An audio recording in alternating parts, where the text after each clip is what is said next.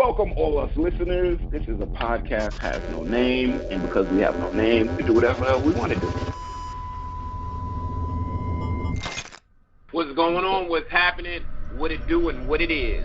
This is a podcast has no name, and I don't know why I'm talking like this, but we have no name. We can do whatever the hell we want, and tonight we're doing that. So today's episode is the continuation of our Black Mirror season review. The first part was episodes 1 to 3. That episode is up right now. You can go check that. And then what we suggest you do is go check that and then come back here and check this one.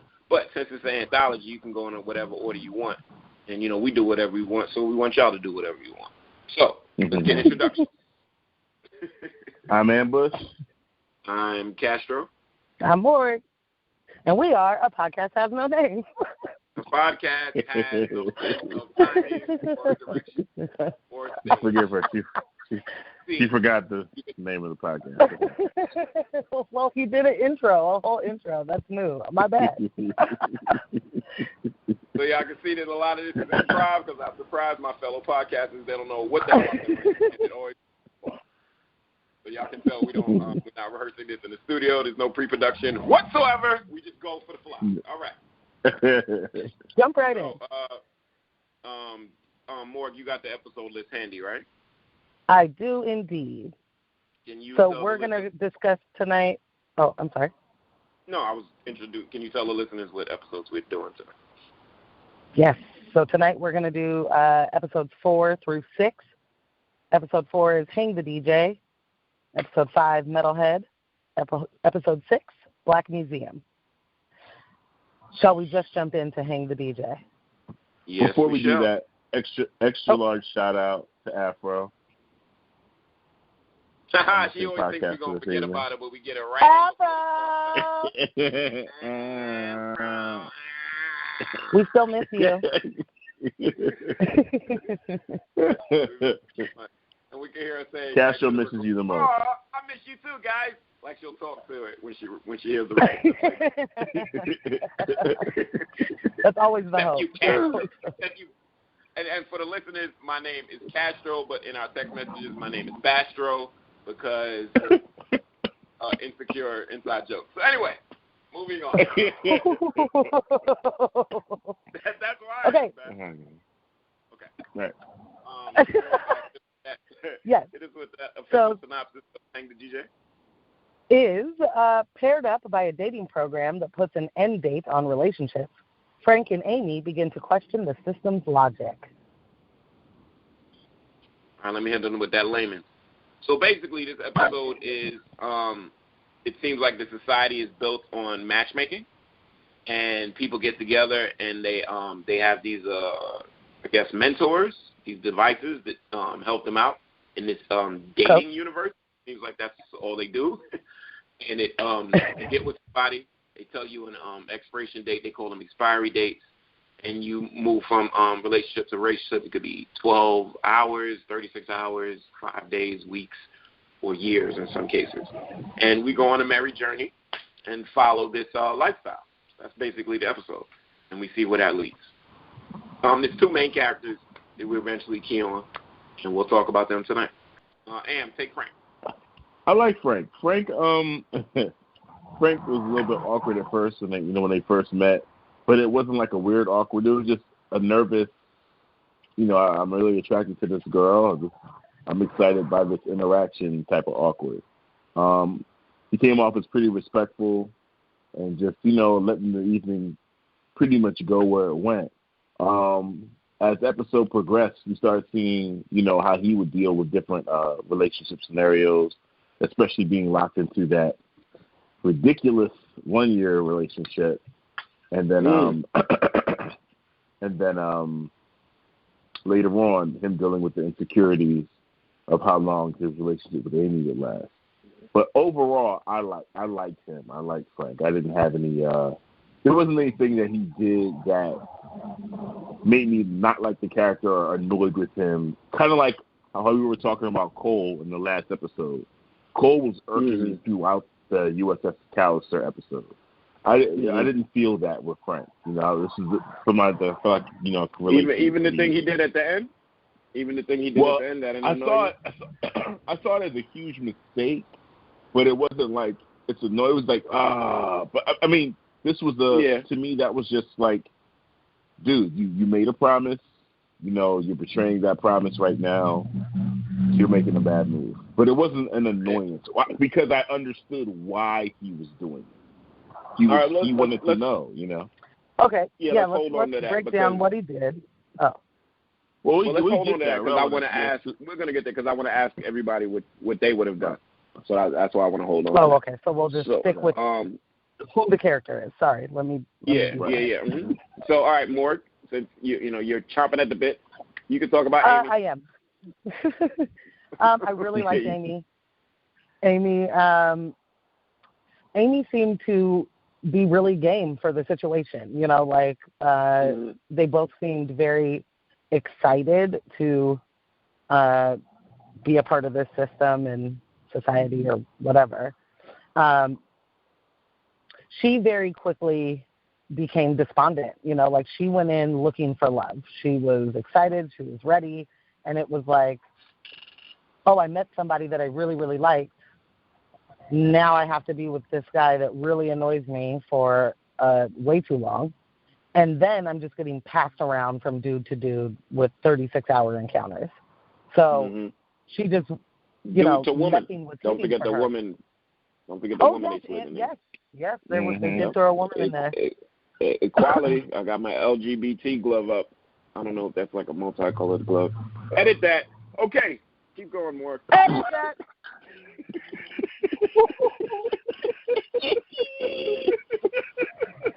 Hey, you gotta keep that one though. Well, yeah, I'm that keeps up. He's like, no, I know what to that. do. Oh yeah, I'm keeping all of that. I'm keeping all of that. That's your new line. Edit that. That's your new line. Edit that.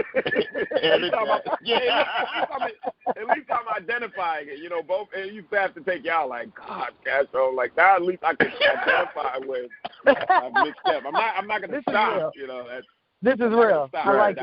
Stop, but it's true. But this is progression. Oh my God. Steps in the right. These steps. Taking steps. Okay. We're here for more. So yeah, I like Amy. I like the rebellious spirit she has, the questioning spirit she has of certain things, like when she keeps skipping rocks and she's like, have you ever seen it do more than 4 times? Like, I don't know that I would have noticed that if she wouldn't have said anything, you know, like, and then I definitely paid attention to that number and skipping towards the end. But yeah, like I liked that nature of her. Amy gets a thumbs up. Thumbs up for Amy. All right, let's touch on the backstory, which because we skipped something, so I wanted to incorporate this in the backstory. Let's talk about the tech. Because talking about the tech would include the backstory. So what did y'all I mean, I guess we could talk about the tech where we could start. So it's a dating app. So has anybody used dating app? I have not. I know. Yeah, I have. Yeah. I'm sorry. Are you dying? That was totally unrelated. Cough out the demon. I mean, is this something you don't want to admit? No, not at all. That's falling out of your throat. Right. Just so everyone's clear, I'm totally fine.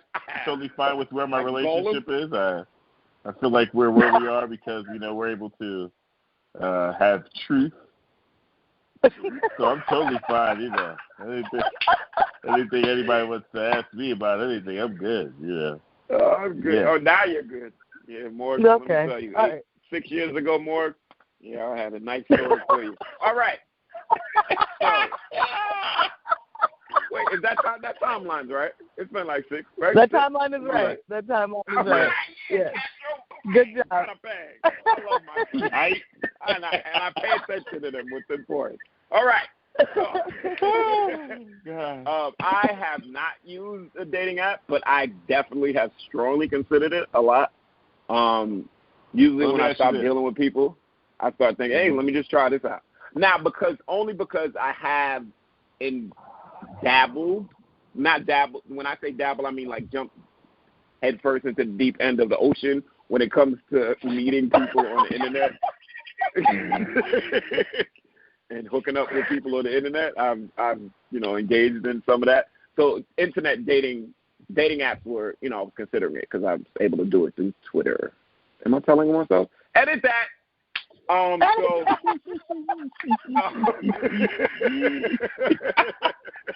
Edit that. Look what happens when Afro's not here. Like, you would be checked so many times by now. I'm totally out of control. I'm totally untethered. Too much. Untethered. I'm not happy. I'm untethered. So no, okay, so let's I get like back the to tech.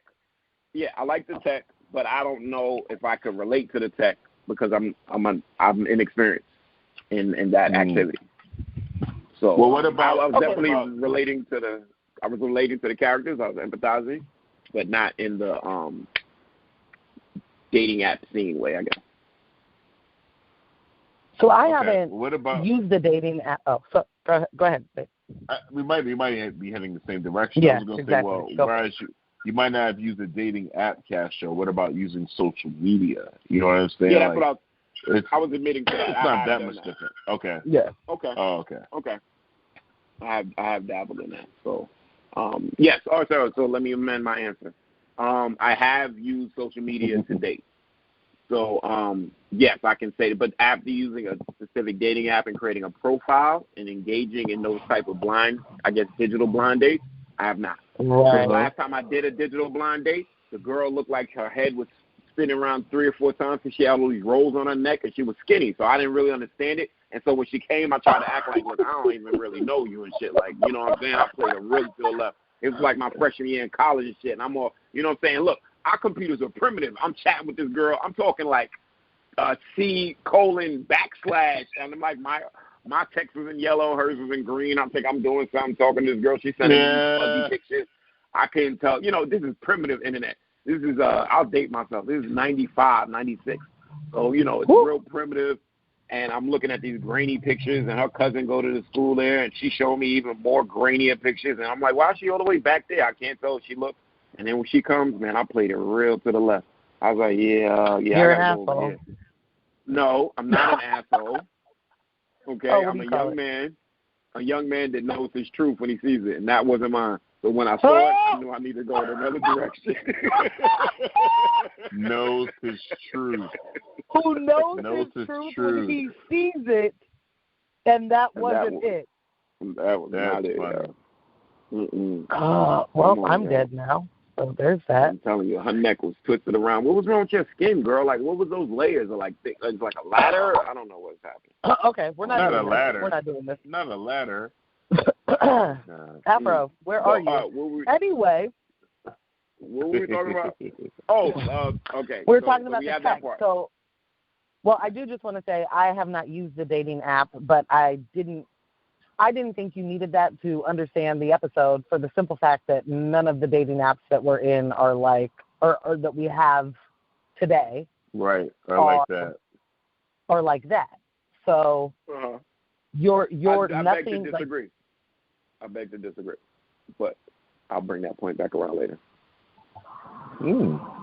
Okay. I think the tech they're using is exactly the apps we have, and I'll break it down as to why. But we got to get to the episode. Oh, I'm okay. I want to be done then. I want to hear that. Okay. What I was going to say is that there's no. It's not. You're not forced to do anything. Forced is the wrong word. I mean, in that time frame, we don't see them working. We don't see them living any other life outside of being together. We don't see them doing anything but going on a date, having sex, leaving, or going to do any of those same things. She swims and he plays bocce ball or whatever. He plays racquetball. He plays racquetball. She swims, so they get to go to a free gym that in their universe. And then sometimes they go to the park together. Yeah. Okay. Right.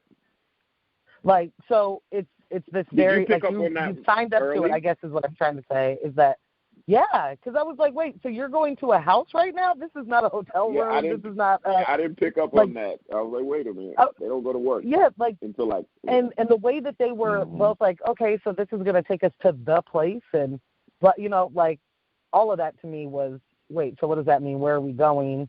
Then in all of the scapes, you're seeing that there's no end to things. Things are enormous, but you can't see like a sky or. You just see this endless building or wall. And they don't. Where do they live? They don't sleep or wake up when we see them. Where do they live at? I don't know. Like in those houses. The house, but they go to those houses to do those things, to do the time of the relationship. But when they're not in the houses, where the hell do they go? It doesn't take long. Right, He always always goes, oh, so soon, and he's somewhere. You know what I mean? That could be a couple of seconds. It seems like, or minutes. Right. But it's just, it's just interesting. They play with time with us, and it's interesting. I think it's ironic they play with time in that way.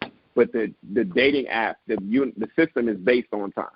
So they give us these 36 hours and these years and these weeks, but we don't know what they do in their free time.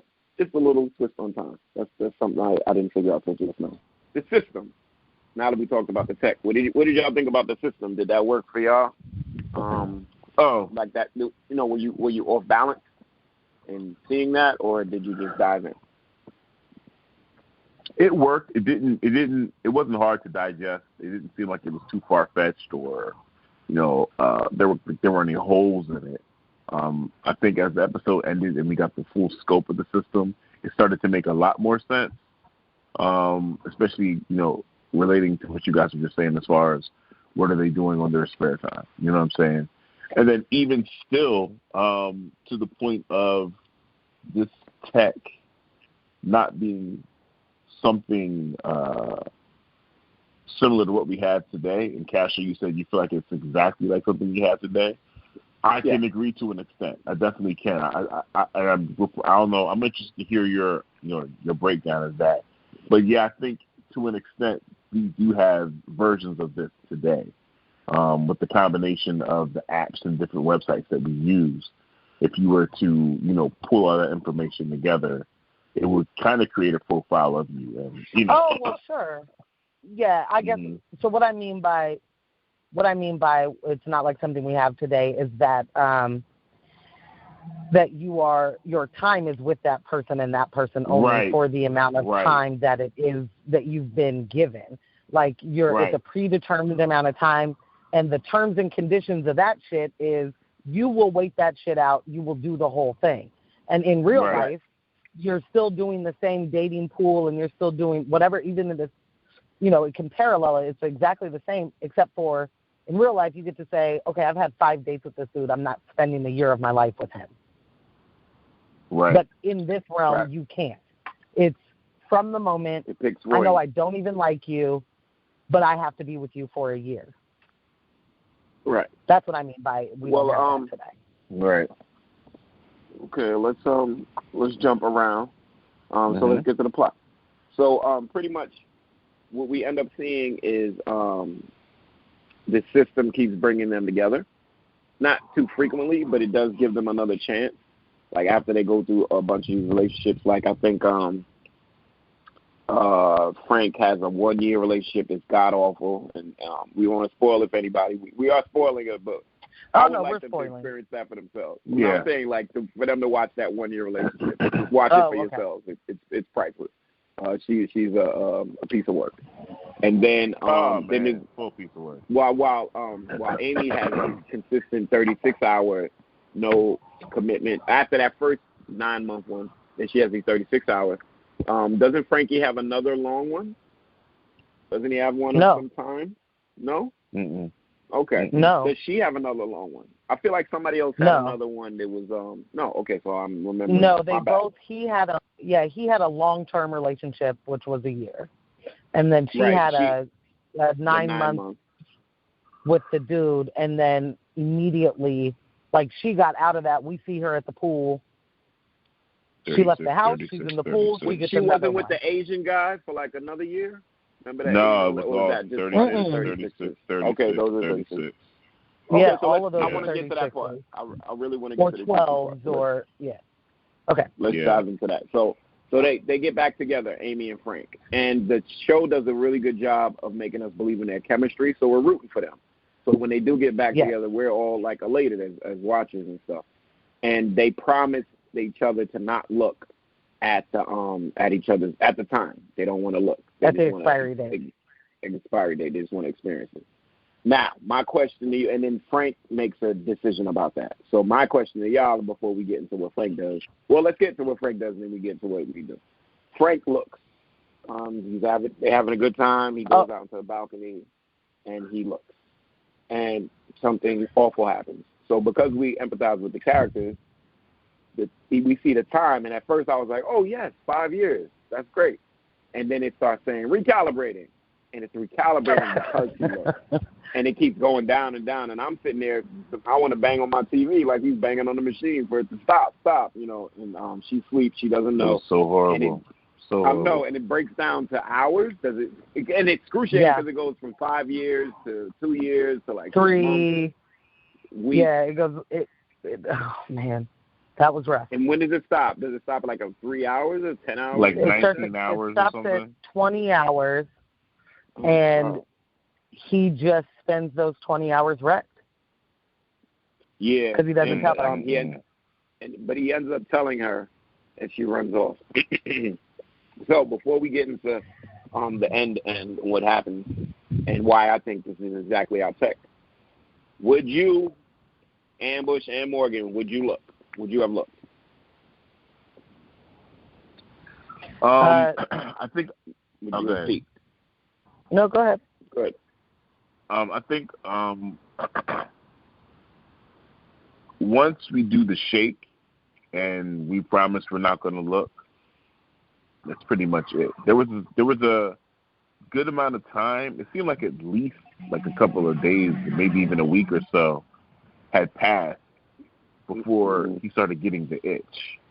And initially, when she said, "Don't look, let's not look," it was easy for us to understand her desire not to look based on watching her do all these 36-hour situations. Right. Encounters. Right. Right. Not having that understanding of what she'd been through, I would have disagreed with her request from the rip, like, don't look. No, listen, I've been waiting to see you forever. I want to know. Like, can we please talk about it? I've been through these other randoms and multiple. Yeah, because it's not like we're together because the system has decided that this is our end date. This is our end relationship. We're meant to be together. Let's discuss this so we can agree to actually look to find out how much time we got. Oh wait, let's try to plan some. Mm-hmm. And let's also add that they did bump into each other at a party, so they didn't go like all of these dates in this opposite direction and never see each other again. They did bump into each other and happenstance, so that's kind of important. Oh yeah. You know, so he's but that anxious. That party wasn't by happenstance, though. That party was definitely like, don't forget, you're about to find your soulmate. It's celebrating that. Yeah. But definitely them running into each other, I think, added to his restlessness of needing to know. And definitely what Am is saying, the differences of their experiences. His experience was much different than hers, even though he had multiple. His length of times were different. That's what I right. Point out. Yeah. Oh, I see. Morg, would you have looked? No, not after. I'm exactly the same as Am. Like if I really wanted to know, I would have pled my case, and I would have been like, I need to understand why you don't want to look, and let me explain to you why I want to know. I wouldn't say yes, I won't look, and then look, because that's I mean the whole thing to me was the whole aspect of trust, right? No matter what it is that I'm asking you to hold this part, don't drop it. And then you're like, oh, I'm going to fucking drop it. Like, no matter how weighty it is of an issue, like all of it is about trust. So had you had the conversation from the beginning because you were leery about it, your whole situation would have been different. So whatever that is. So I didn't feel bad for him, actually, as it was recalibrating. I was like, oh, no. That's what the fuck happened. That is exactly what the fuck happened. Like, yeah. There it is. Okay. Something that could have been forever is nothing now. Like, yeah. Yeah, and so, they specified. Would you have looked? Well, real quick, it specified that the reason for the calibration Yes. was because they both didn't agree to look. You know what I'm saying? Like, I like that it said that. It was like one-sided viewing or whatever. Give that to the listeners. When you look, you're supposed to do it at the same time. And so far in the show, we watched people do it at the same time. So the fact that he peaked after they promised, and also it's against the system's rules, is more than evident because of the way that everybody looks at their expiry date. I have to confess, I definitely would have looked. I would have done exactly what he would have done. Mm-hmm. Would you have waited the way he did, or like would it have been? Probably. I would have. It would have been a test of. Yeah, it would have been a test of that oath that I'm taking with her. It would have been a test of my patience, my impatience, and my curiosity. But I definitely see myself either going the long haul, like y'all are saying, and not look. But I can see I looked at him and I can see me doing the exact same thing and being heartbroken about it, changing everything. Because I feel like I might have done that in some relationships, like, flew too close to the sun, and then it shrinks the I can't really deal with you anymore. I can totally relate with Frank, even though I don't remember his name. I would have done the exact same thing. So I was definitely feeling him right there when all that was going down. And I especially with her reaction to it. How she walked off. So, what were you going to say, Mark? I was going to say, did it play out like the way that it played out to me? For him looking, the way that I thought they did a great job of showing what I picked up as insecurities. Like they're having a great time, but he's still finding a moment to stare off at the coach. And then and so to relate it to today for me. It's like you're staring, you're looking at his phone like, okay, so what's about to happen? You know what I mean? Like, it's that same thing. You're not living in the moment, and her whole point was, let's live in the moment and not worry about that one thing, the looming thing over us, which is a little silly in my opinion. But just if we're going to agree to that, you can't, you know what I mean? Anyway, so it just was these little moments of insecurity for me. And is that how you guys identified with it when you looked at it? Like, Casper, are you looking at it like, oh yeah, I can identify with those moments where everything feels great and I still have to know something else? Yeah, most definitely. Like, I need little reassurances, especially subconscious ones. Affirmations. I'm working on that, but like sometimes I do miss the moment because I am like, hey, I want to hear you say it. You know what I'm saying? I know I'm watching you do it. I know it's exuding from you. I can see it in your eyes. But, hey, say it. So, shit, I still ask girls to give me a rating on sex. So, like, really? I'm a grown man. Oh, yeah. I need more of that conversation offline. No, look, I'm not a slouch. I will not say that, but I won't pat myself on the back. And I know when I've done a decent job, but I still find myself asking, even if I know from, physical tells that I did a good job. I still want to get a number rating afterwards. So wait, is this 1 to 5 or 1 to 10? Oh, it's up to 10, baby. What you talking about? 1 to 10. 1 to 5 is too much left to interpretation, yo. No, I need 10s, yo. Gotcha. We need 6 passing. Let's go up past that. I don't need no weird ambiguous 3. Yeah, it's a 3. You put my leg up like, yeah, and I told you put it down, but 3. Yeah, right. Yeah, right. Right. Wow. Let me share with the listeners, and not even to get too much into my sex life or whatever, but when I was young, I dreamt and envisioned and even practiced a little. I did not want to be one of those guys that was talked about. Now, I blew up this big myth of this guy that was talked about, but there's some confirmation from my friends later on in life, but I didn't want to be that guy that was talked about, like, ooh, he can't do this, whatever.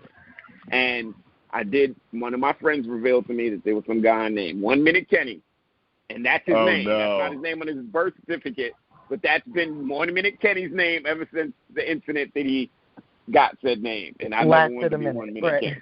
Yeah. I didn't want to experience that minute. So. Wow. Yeah. Anyway. Sorry, listeners. Deep dive, dark. Sorry, Kenny. Sorry for who was underneath Kenny. Shit. True. Yeah. So. Okay. All right. So, okay.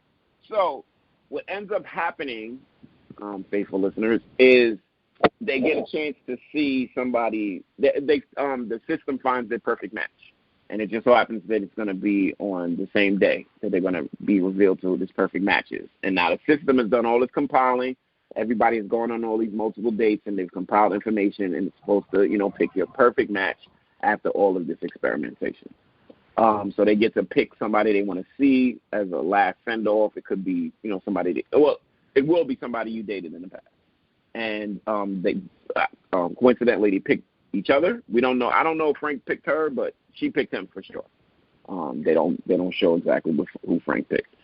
And when they see each other, they decide, fuck the system, let's run off. And the system is governed. They're security guards with like tasers and stuff. So they decide to run off. And when they run off, they knowingly put their hand to the taser, and they realize they're in a simulation because it pauses. And they climb over this big wall that we've seen a couple of times in the episode. And eventually the simulation reveals that, hey, I am a simulation, and you are one of 1,000 different scenarios that we ran between Amy and Frank. And 998 times, y'all have both done the same thing with the rebellion. And then we morph from scene and we go to real life. It's showing both the real life Amy and the real life Frank looking at an app that says 99.8%. Which is also a number that they repeat throughout the episode. Yes, it is. It's what they guarantee. The system guarantees a 99.8% match. Now, yeah. I will tell y'all why I think this is exactly our technology. And then we can go into right into rewatchability. Do you recommend this episode? Or, rating. I guess we can go into the rating. Right. So the difference, and I also want to bring up, this is another evidence of digital copy, which has been a continuing theme throughout this season. Do they have rights? But we didn't get into that because it didn't seem to be abused. But it's within this app that these digital simulations are being ran. And the app pushes out a number that gives you the compatibility between, say, you and such and such.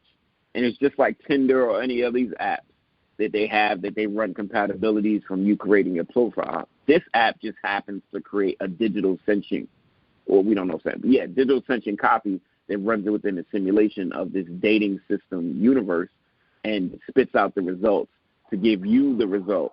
Hence, when you look at this next blind date, it being either 70% successful or 99.8%.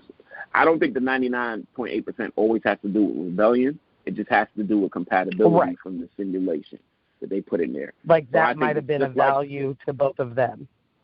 Right. And I think that's why I think it's the same tech we have. It's just heartwarming to think that they did it with simulations of yourself rather than just raw data that you typed in yourself, into the system. Ta-da. Ambush? We lost Ambush. Ambush. I'm so sorry. I was muted and definitely talking the whole time. I was Hold I afro. definitely see it that way. Blah, blah, blah, blah, blah. Hold an afro. Pull the whole afro. Timestamp, bong, bong, all that good stuff. What you said. Edit that. I definitely agree. I remember talking to Morgan about the episode right afterwards and discussing the tech and saying this is kind of like a dating app that was like Candy Crush. So like you're both playing this game. So I guess it would be more closer to Sims. Now I remember when Sims first came out. And we were playing on computers before the apps and all of that stuff. You were just straight, desktop gaming, and you were in this world, but you weren't really. You were able to play Sims and play the simulation and have your apartment and go eat and all that stuff without interacting with anyone. Then I remember the live aspect where the people that were on your screen were actually real people sitting down to other computers. So. I don't know what the current version of Sims is, but I can only imagine it's not too far from what we just saw in this episode. These are definitely real people using their phones 24/7, playing this game, interacting in social scenarios, in social situations. You can message and do all of that. So I just think the construct is a little bit more.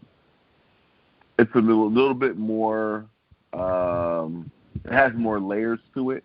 But as the people that are interacting with the app, they're not aware of all the different scenarios that are being ran. It's just Frank sitting in the bar and Amy's walking in. They don't know that the app has paired them up and running and they don't know any of that's actually happening. So in that respect, I really feel like it's relatively close, especially being able to run those different those 1,000 different situations and scenarios is no different than comparing our timelines on Facebook and Twitter and LinkedIn and looking at all the things they ask us to input. What are your movie likes? What books are you reading? Mm-hmm. Just as you were explaining that portion of it, that's what I got. Like, oh, so it's just learning about each other without talking to each other. Like it's all that. Wow. Okay. That's a different aspect I didn't think about. Yeah. So that's kind of how I saw it. Like this definitely could be happening at this exact moment. But it's a more developed world that I feel like to an extent is it caters almost more to the designers of the app. Like you guys are putting a lot into the back end of a game that no one is going to see. Just for the sake. You know what I'm saying? Just for the sake but they are going to see the compatibility. Results. But I know they are going to see the results, right? We don't see the intricacies of them running this system at this micro digital level. But maybe that was the nature of them building this app in this way. Like it wasn't just enough to use raw data or character profiles. We needed to create digital copies. And again, the digital copy ideal that keeps getting repeated and repeated through the seasons, I think is real poignant. So, this absolutely. If this guarantees a 99.8 success rate, how can we do that? All right, let's create 1,000 digital copies of these two. Now, mind you, don't think that this thing is limited. So there was another 1,000 digital copies of Frank and Exhibit B as well. And that might not have gotten up to this number. You know what I'm saying? Like, so they ran those simulations too. Maybe that was part of him with that girl for the 1 year. Maybe they did that another 100 times or whatever. And maybe, because we also know that their memory is I won't say it's vague. They can't remember much of anything before. And I remember the way the episodes rolled out, it seemed like they were just starting in the system. But they do remember the swath of dating. They do remember from when they started with each other to when they ended with each other, and maybe that's the nature of that simulation. So, you know what I mean? I'm not saying that. Let me take that back. The girl he dated for a year was part of this simulation. But there could have been another simulation with him and that same girl running them 100 or 1,000 times. Right. And, and applied it to this simulation. So, so rewatchability. Does anybody, what did y'all think of the episode? Would y'all tell people to watch it, and what is your rating? Yes, I would definitely tell people to. No, go ahead. That was good. No, I'm sorry. I don't know why I keep going first. It's your turn. I'm sorry. I was gonna ask, rating-wise, we're doing like best out of the. Are we rating them against each other at this point? Out of the 6 episodes, where do we rate it? 1 to 6 out of those? Like, how are we doing the rating? No, that's when we finish 6. Well, remember we're doing we're giving just rewatchability. It's not a rating, right? We just did rewatchability. Yeah. Yeah, rewatchability for that show. We didn't give it any We didn't give it a rating? We didn't give it a rating? No, we were doing that at the end. Yeah. Okay. Gotcha. Because we hadn't seen anything else, we couldn't say, oh, this one's an 8, or I give it 5 no names, because we didn't know what the hell else there was.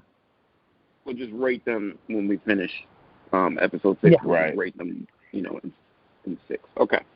All right. Rewatchability. Cam? Oh, yeah. Rewatchability, definitely.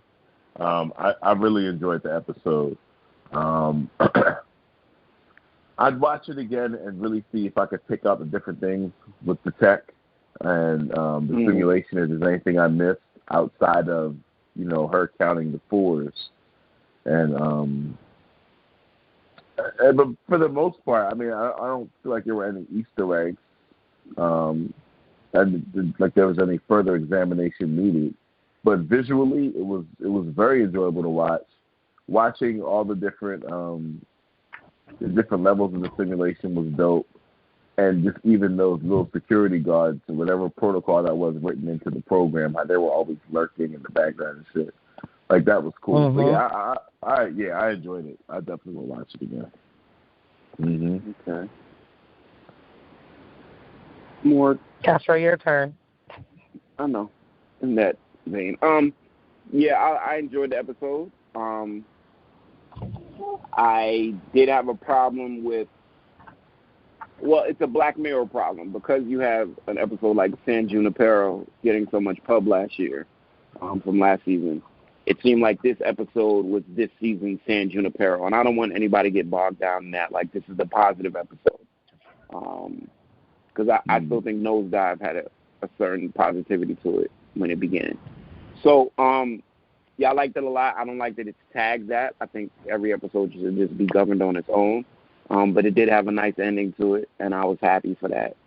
I liked how they tied in the title, how that was a song playing at the end. Mm-hmm. And so, yeah, I would like to watch it again to see if I can pick up stuff. And I would suggest this would be an episode that if somebody's starting Black Mirror, I might, tell them if you don't want to really see something too heavy, start with this one, and ease your way into the other stuff. So, yeah, good episode. I don't have a whole ton to add. You guys nailed it. It's a great episode. I would watch it again. I agree with Castro. Don't get hung up on this season San Junipero. Those things are not. They're just comparing it simply because it's the lighter of an episode. Not right.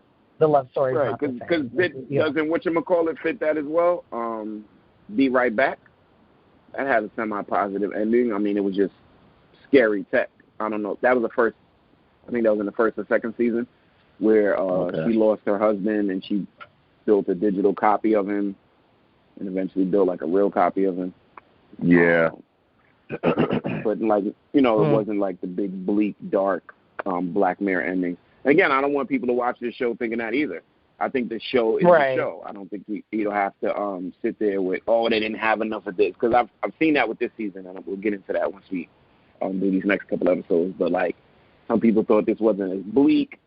Some people were complaining about the tech. But I think everybody is fiscal and even these days, especially on social media. Exactly.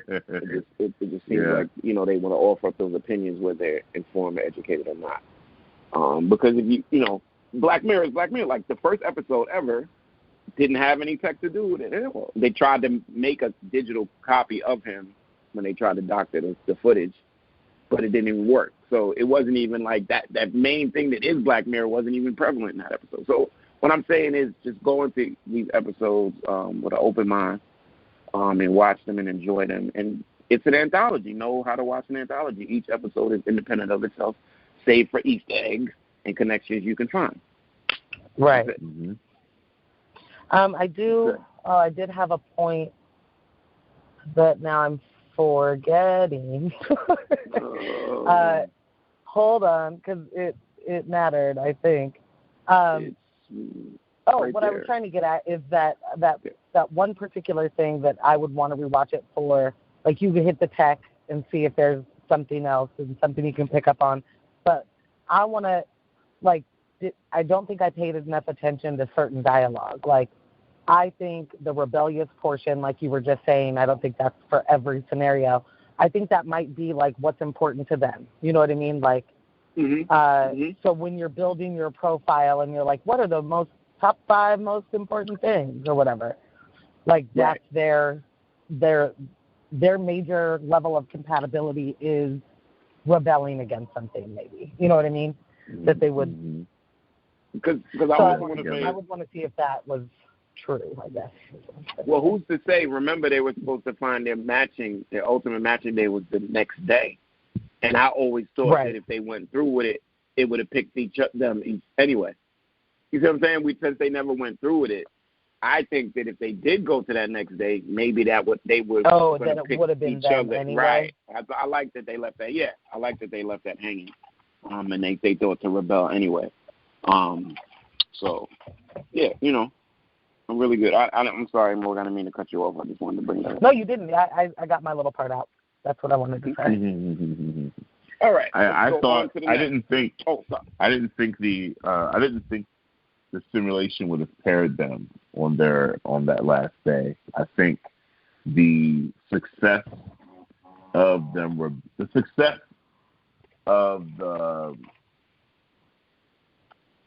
simulation was them deciding to rebel together. To be together, no matter who it's going to be. Yeah. I agree. Mm-hmm. But I just thought it was ironic that was left hanging because I was like, oh, his day is tomorrow too. I was like, oh, they're going to put them together. So it could have been them. Yeah, right. I didn't think about the rebellion at all. Except for, I think, doesn't she ask, like, do I know them already or have I met them already? You're right. Something like that. Right. So it wasn't going to be Frank. It wasn't. Yes. Yeah. Good call. Okay, so I stricken from the record. I take all of that back because that is true. Yeah. All right. Okay, we can move on, I think. Yep. Let's jump to the next. All right. Next episode is Metalhead, right? Metalhead. Yep. Okay. Morg, if you please. While searching for supplies at an abandoned warehouse, scavengers encounter a ruthless foe and flee for their lives. So pretty much this episode is about dogs. Dogs. You like dogs, don't you? You like dogs? Dogs? You like dogs? Oh, dogs. Yeah, I like dogs. Yeah, dogs. They throw a dog in with every deal. Imagine that. All right, so we're not going to tell you what that represents. You got to look that up. No, you should know. So pretty much, yeah, I definitely should know. So the episode pretty much is a desolate post-apocalyptic setting. So if you wanted to, if you were a Black Mirror buff that likes the timelines and you think these are all connected, to me this is the end game. If they wanted to paint an end game, so it looks like everything is run down. And pretty much it's these scavenger type folks, and we go on a scavenger run with them. They seem to be definitely afraid of something out there that we don't find out what it is later. And they're going into a warehouse. We think they're looking for supplies. That's as much as they give us. And they find what they're looking for. And when they find what they're looking for, they also find what they're hoping never to see, which is a dog, a robotic dog that is a hunting unit. Eventually, and it hunts anything down that's alive and kills it, pretty much. And we realize that is what's happened to this world. These dogs have decimated, killed livestock. We hear later. They killed humans. Reading a little review on the episode, I come to figure out that those dogs were protecting warehouses like that. Like they were there to protect merchandise, like you would have a beware of dog on a premises somewhere. When you a place that you have security, but you also have dogs running around a junkyard or something like that. So I think they were built like that at first. But definitely it's an example of tech and they took over the humanity that created it. Yes, Morg. And everybody's on the run from these things. You don't want to run into them because they're relentless. If anybody's familiar with Terminator, these things don't stop. They just keep coming, and they keep coming. And we end up following our main character, who we don't get her name at first. I think they say it at the end, so I don't remember it at all. Sorry. But we're following her because she ends up being the sole survivor of this scavenging party, and she ends up running for her life from this dog. So let's do a summary of the characters, which I think this is a bare bones episode, so let's slim it down to two characters: the damsel in distress and the dog. And the dog. The damsel in distress. The dog, I was having seen a bunch of YouTube videos and, reading articles. The tech was very familiar. As far as, it being, Speak on it. Its capabilities. Its capabilities, these are things that we've seen before. These are things we've seen them trying to perfect over the last 10 years. So to see it like move at the speed that it moved at and had the agility and being able to tap into existing electronics and computers, like all of that made sense. Some of that was unbelievable. It was a really, and because there were multiple dogs and they're identical, it wasn't like. Basically, my analysis is for the entire unit, every model in that line. I just think it was a very well created. Will we call this an android of sorts?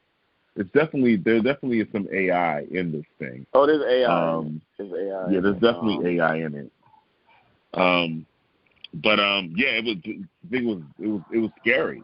It was scary. Long story short, that character was scary. The dog was scary. He was capable of pretty much accomplishing anything it needed to. What's her name? Grace, the main character? Or am I making that up? No, I don't think so. I don't know. Okay. It could be Grace. I just think they say it at the end, like, Right. She does. It's like Twyla or something. Like a. Okay. It's Twyla, a weird name. Something like that. No, that's definitely not it. But. Oh. So you keep going. She, I felt like there were moments when she was making a couple of mistakes. When she got up in the tree, I thought that was a bad idea from the rip. But then we come to find out it did work in her favor, because she knows the capability of these machines, and she went for what she thought could work, and it ended up working out for her. Her celebration. I felt was ill-timed. It was like, I think especially because we're watching, as viewers, we just saw this thing hunt and kill two of your peoples. Mind you, in real life, in the movie, this happened hours ago. For us, it was minutes ago. So to see you celebrate what you think is a victory is like, hold up, fam. You just finished taking way too many losses. You're the last person from your entire squad. You got to chill out with any type of celebration that you're doing right now. And then also her not really tending to her wound. I feel like these dogs can hunt you down. Why wouldn't you make sure you're not dripping blood, like at the very least? But there was just a couple of things with her that I didn't understand. Some of the decisions that she was making. And I won't say that any of them panned out later, like, oh, that's why you did that. No, not really. I was just, again, I was really confused with some of the decisions she was making. But this isn't the character that I ended up hating. I feel like she, again, just could have played this a little bit better. But at the end of the day, these things are everywhere, like you saw at the end of the episode. So, whether she, been able to evade this one, So her name is Bella. Bella? Okay. Bella. All right.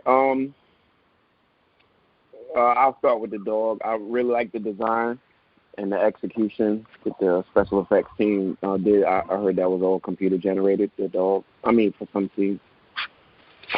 It reminded me of Alien, with the head with no eyes, and it did seem menacing because when I saw it running across the plane and the relentlessness of it, that's very frightening that it doesn't stop. That's really terrifying. All right, so look, let me not mince. 3, 2, 1. Hated it. I hated this episode. Like, I really liked how it looked. the aesthetics was wonderful. I like it as a black and white episode. Like, I like it within the canon as another episode of Black Mirror, but just like the Waldo episode, I'll never watch this really again. I don't mind them continuing doing multiple genres in terms of like look and scope. I like that, but this episode was wild. It was miniature. It was a shorter episode. There was a lot less going on. The tech wasn't explained, and the story wasn't explained. Like, we're dropped into this chase, right? And then we realize it's inevitable that she's going to get caught. Like, I mean, that was heartbreaking to see the shrapnel trackers all up in her body at the end, and that's also kind of genius that that's the last act of one of these dogs before it expires, is to shoot that tracker into you. And we, you know, it pans out and we see that there's like 10 to 100 dogs on the trail now. So I don't see the point. I do see, if this is a timeline, if this is all connected, I definitely can see that this is the end of everything. And this is the culmination of all these tech advances we watched in all these episodes. But as far as this episode, I hated it. I know where this will rank in terms of the top 6 for me. And, yeah, I don't have much to say about the characters because I really didn't like the episode. I liked how it looked. I liked how it felt. The sound design was great. But as far as, like, what was actually happening and how much of they gave us of what was happening, I was unfulfilled. Yeah, same Z's. Yeah. I liked the look of it. But I was bored in the very beginning. And so I just want to break down really quickly that it was the very beginning. They are searching for something for someone that's sick or dying or, right. You know, right. They're dying. So you've got 3 people that are like not really sure if they should be doing this. So I felt like there was misleading going on into a real dangerous situation, so I didn't like her from the beginning. I didn't like how she was so willy-nilly with someone else's life. Like, I didn't like that at all. So I had a problem giving a fuck about her at all throughout the entire episode. I just kept thinking, like, so at what point does this, how long can we do this? How long is this episode? Like, how long can we do running from robot dogs? Right. And then to find out that there were so many more later was like, the fuck she even run for? You should have just said, fuck it. I'm here. I'm done. Right. Because what are we doing here? Plus the fact that she was smart enough to get the tracker out of her and put it in a water bottle and send that down the river, but literally couldn't tie a shirt around that dripping wound. Bruh.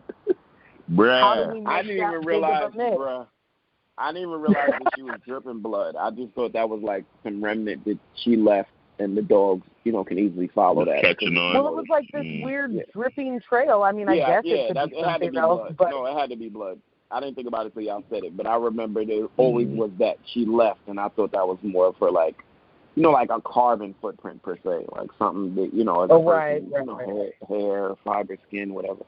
You leave something. So I always thought that's what was going on. I didn't even think it was blood, but yeah, I totally agree with y'all on that. She didn't tend to herself much.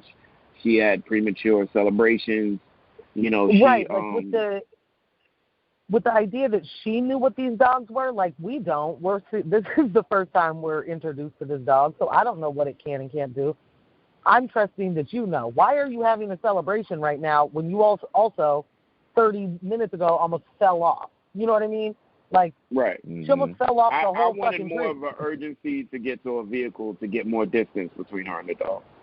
Like, I wanted more of that. Like, I need more distance. I know this thing is going to eventually catch me. I need to create some distance so you can really lose it. You know what I mean? Like, she did one thing, throwing the paint, eventually shooting it. So if she got paint and threw paint on it at some point, and she could have really kind of got away until it changed its sight, maybe the infrared, or burned that off herself. I just felt like the paint was, I thought, fucking genius, and I totally did. Yeah, and also it helped with the visual aesthetic because it was light paint. And so being in black and white, you know, it showed that. And it, you know, symbolized like the creature bleeding probably. I just felt I'm with y'all. There was an urgency to stay alive, but there wasn't an urgency to truly survive and beat the thing.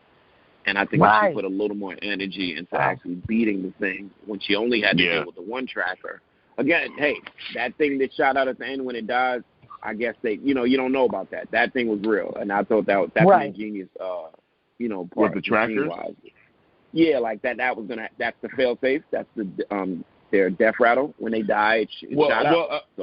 Well, here's the thing. They use it a couple of times. I think they have a couple of cartridges. I think they're smart enough.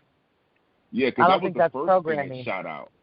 Right. That wasn't the first one. The first one was it shot out when the black guy grabbed the box. Okay, so that's right. But again, that's still used as you bested me. I'm still going to shoot this tracker, and it's going to be 50 embedded in you. So say if they have like 6 of these cartridges, they're going to keep that last one. If they end up blowing the first 5, they're going to keep that last one for when they expire. Yeah, definitely. That makes sense. Yeah, it's genius. The sentiments you guys have, echoed so far has pretty much been what I've heard from people, their reactions about the episode. Like, this is everyone's least favorite episode of this season. I remember discussing it with someone and saying to them, this was for me, this was a scary episode. It was a frightening episode because I've watched this tech develop. I've watched this tech develop online forever. I'm always the one that cracks the joke, I'm like when I see people discuss privacy settings and things like that online, it's like, man, I don't sign up for this site because they're trying to get your information in. I don't want to get this phone because then they'll have my thumbprint and I always laugh that stuff off. Like, what are you guys talking about? Any information, first off, you're not important enough to be hiding the type of information that you think you need to hide. 2, whoever wants to get this information that you're trying to hide, it's out there. It's gone. It's a wrap. It's done. Like, there's nothing you can really hide. I remember having a conversation with someone that had just they were incarcerated for a couple of years. They were down for a couple of decades. And then when they got out, they said, I'm not really trying to do the whole cell phone thing because, I feel like they're tracking you with the cell phone. And so I said to the brother, I was like, did you have a pager before you went in? And he said, yeah.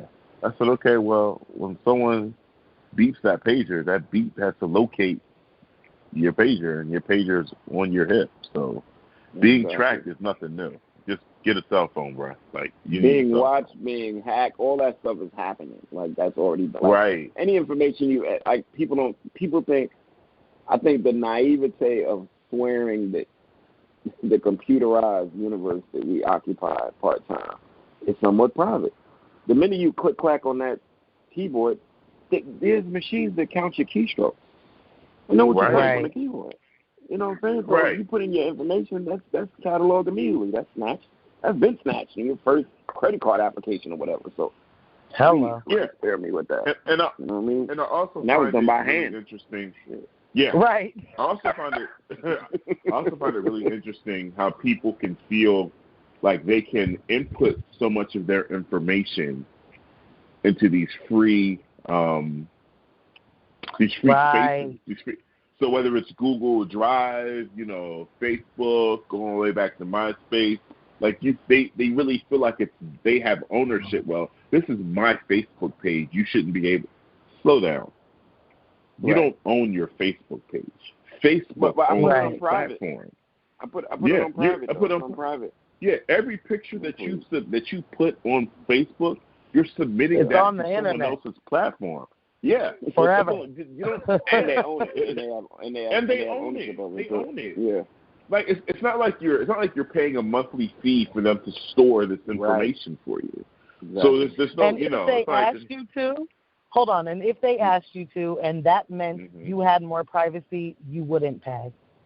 Exactly. Do you understand, listeners in the world? If they offered you that service, you wouldn't pay for it. You would continue to use the free service and lose and just give that information away. So don't be mad about it today. Precisely. Well, the overt theme What y'all think about that? So this is where my confession comes in really quick, because I want the two of you that totally understood the overt theme from the beginning, and in the way that this was an end game. I did not. That was lost on me. I don't know how I missed it, but I for sure missed it. And I thought that dog and I thought they were looking for multiple dogs in that first thing. But what they were looking for, I thought, was like that warehouse's guard dog. Right. And that there would have to be, some sort of backup system, and that's what the trackers were. But I did not. I didn't understand that this was post-apocalyptic world in the way that these people were scavengers all the way, and there weren't many more people left. Like, I didn't get that until deep in. And then I, was even more upset. The whole reason why they went in there was for a dying kid, to give him that last wish kind of thing, and everyone fucking died. Like, it was such a dumb thing to do. Yeah, a nice and died thing, fast, too. But like that dude driving the truck, he died pretty quick. Like, when the door came burst down, I went after him first. He had no shot. No. I think that was really There's that my was confession. Really I didn't. Yeah. What was really dope? The execution. Like, these are robots. There's no pleading. There's no struggling. Yeah. No, I'm walking up on you. I'm blowing your brain You out die. to the top of your skull, and then I'm going to continue on to the next person. Like, it was just, I loved that. It was, imagine. I was going to say, imagine the laws of society, but there is no society that allowed that. Right. The society has been overran by these judge, jury, and executioner dogs. They were probably programmed to protect, areas and merchandise, like I said, and they just spread to anything that's a threat. And think about it. If there was a guard dog, even though we're in a post-apocalyptic world more, they still were stealing merchandise out of a warehouse. Oh, no, so for sure. The dog was doing his job. I just didn't realize that it wasn't like they were guarding it because humans you know what I mean? Like, I didn't realize they killed everything. So even when she finds that house and she goes in and the people are dead, I still did. I thought something, like someone came in and killed them. And was like, they committed suicide. You didn't see the shotgun? No, I didn't see the shotgun. So I don't know what I was missing. Maybe I was just really disinterested in this episode. I didn't think I was. I knew I was lightweight. I missed things, I missed the entire theme that this is the end of the world. And like you said, this could be used as end game, and this is what it looks like if we use all this tech to our advantage at some point, and then it takes us over. I totally missed that. And I'm a Matrix enthusiast. I think I'm in the minority. So. Right. I'm a Matrix enthusiast and a Matrix apologist. So it definitely resembles a lot of that, with, building a certain. Except the Matrix is different in the human shunned robotics when they started wanting some independence and just some equality, some equal footing. That's how the whole conflict started in the Matrix. This, it seemed like these things were built as, service machines for humans, and obviously it got out of hand. It got way out of hand. So as far as that, I like the theme. It works, but So it's interesting that you said there was a review online and there was some revelation into them being guard dogs for properties. Now, my initial understanding after taking the whole episode in was basically, like Morgan said, this is the end game. This is what happens when the Terminator wins. This is what happens in any of these scenarios, for any of these movies or TV shows that we watch, where the AI gets out of control. iRobot, all of it. This is what it looks like. A world that is loosely populated with humans because they've been killed off and now they're being hunted, and the robots are running themselves. So in my mind, I'm looking at these dogs as the lowest level of AI, the lowest and most common level of AI that's existing on this version of Earth.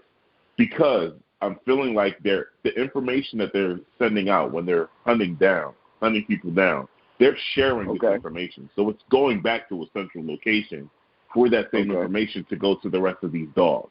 You see what I'm saying?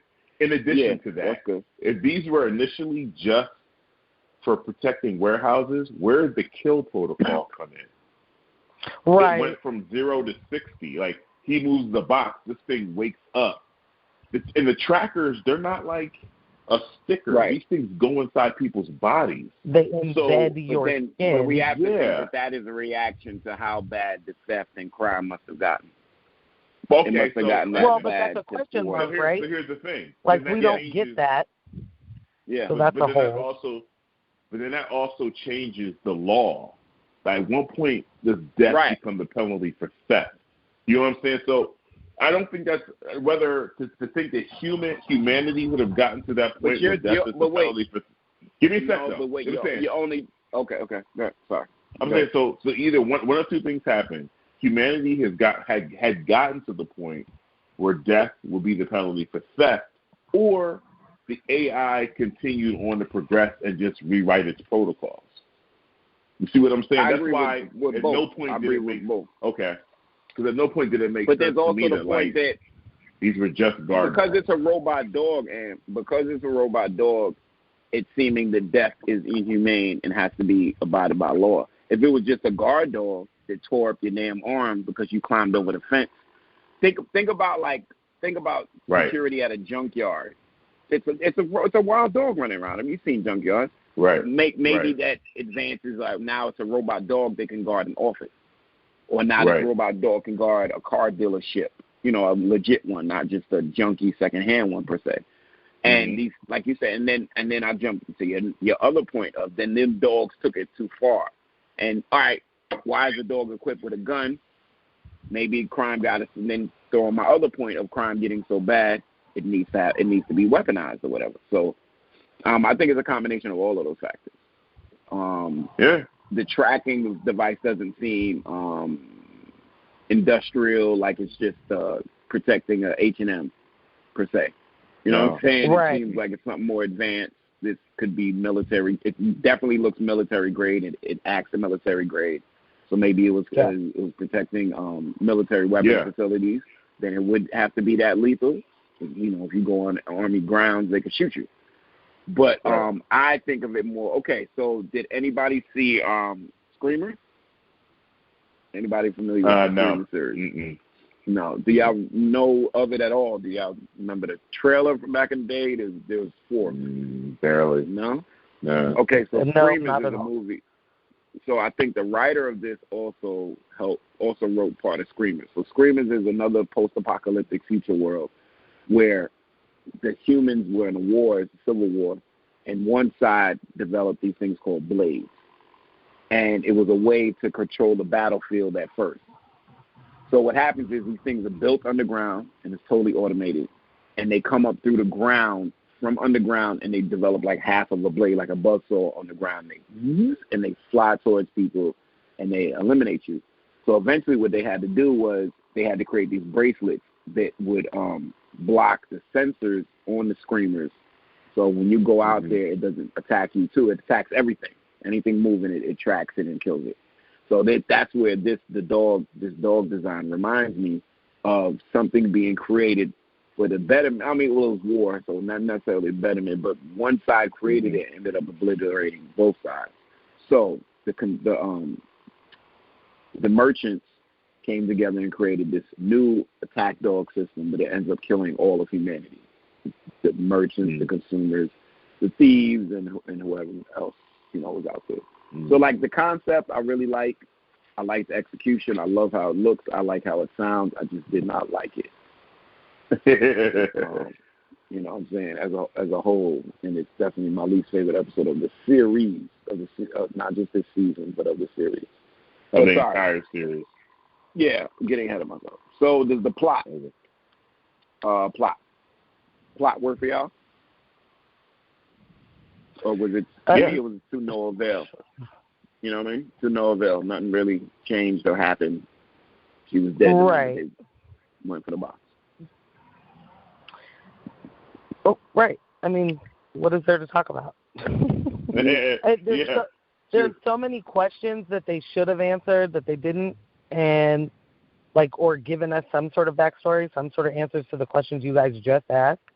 So the plot is we're going to go steal this thing to make this one person happy, and it really doesn't matter what else happens to anyone else. What if this episode was just a John repeat, a chase? That's why they didn't give us much filler. That's why they didn't boggle our heads with tech. This is a chase. Black Mirror wanted to do it. Let's do a chase episode. So they created tech. Man, that was stuck. I mean, but it seems like it checks off. I mean, it sucks as we like this series and its creativity, but it does seem like it just checks off a box, and maybe that's why we didn't like it. Yeah, that definitely could be it. It TV just show staples simply didn't work for me. Mm-hmm. Good point. Really good point. So, rewatchability, do you recommend this episode? You know what? I wouldn't. Here's my thing. I wouldn't tell someone not to watch this episode. I just wouldn't rewatch it, and I would tell them I don't plan to rewatch it. It's not the worst thing in the world. If someone was like, "Oh, should I?" You won't be mad you spent that 40 minutes, but you're not going to be a better person for it either. You know. I certainly. If somebody was giving me.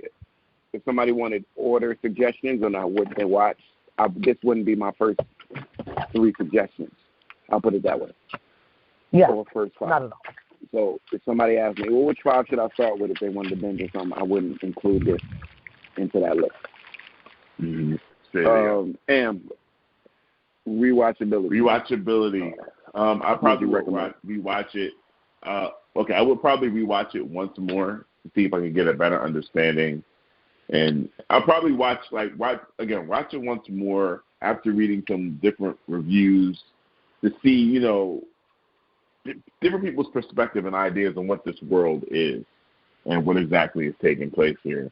There was a theory put forward by Asia of Kindred on Facebook that the teddy bears, the bears, may have been like the monkeys, that maybe they were trying to get one of these bears to preserve the kid that was dying and transfer their consciousness into one of the bears.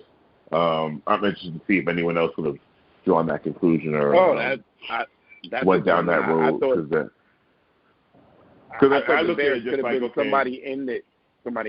We don't see that until the next episode we're about to talk to. Right. But I thought if you think that maybe the bear is holding people inside of it and they wanted to give it.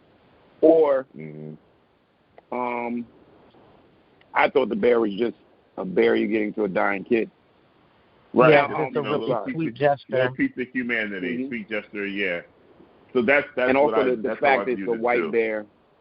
The fact that it's a white bear ties back to the episode White Bear from season 2. So someone mentioned that, and the writer of the episode said that it appears to be a white bear because it's in black and white, but it's actually yellow. But because it appears to be white, they allowed that. They were like, yeah, let's kind of tie it as an Easter egg to the white bear episode. So it's funny that you brought that up. That was exactly how they planned it. But as far as me recommending the episode, no, I wouldn't.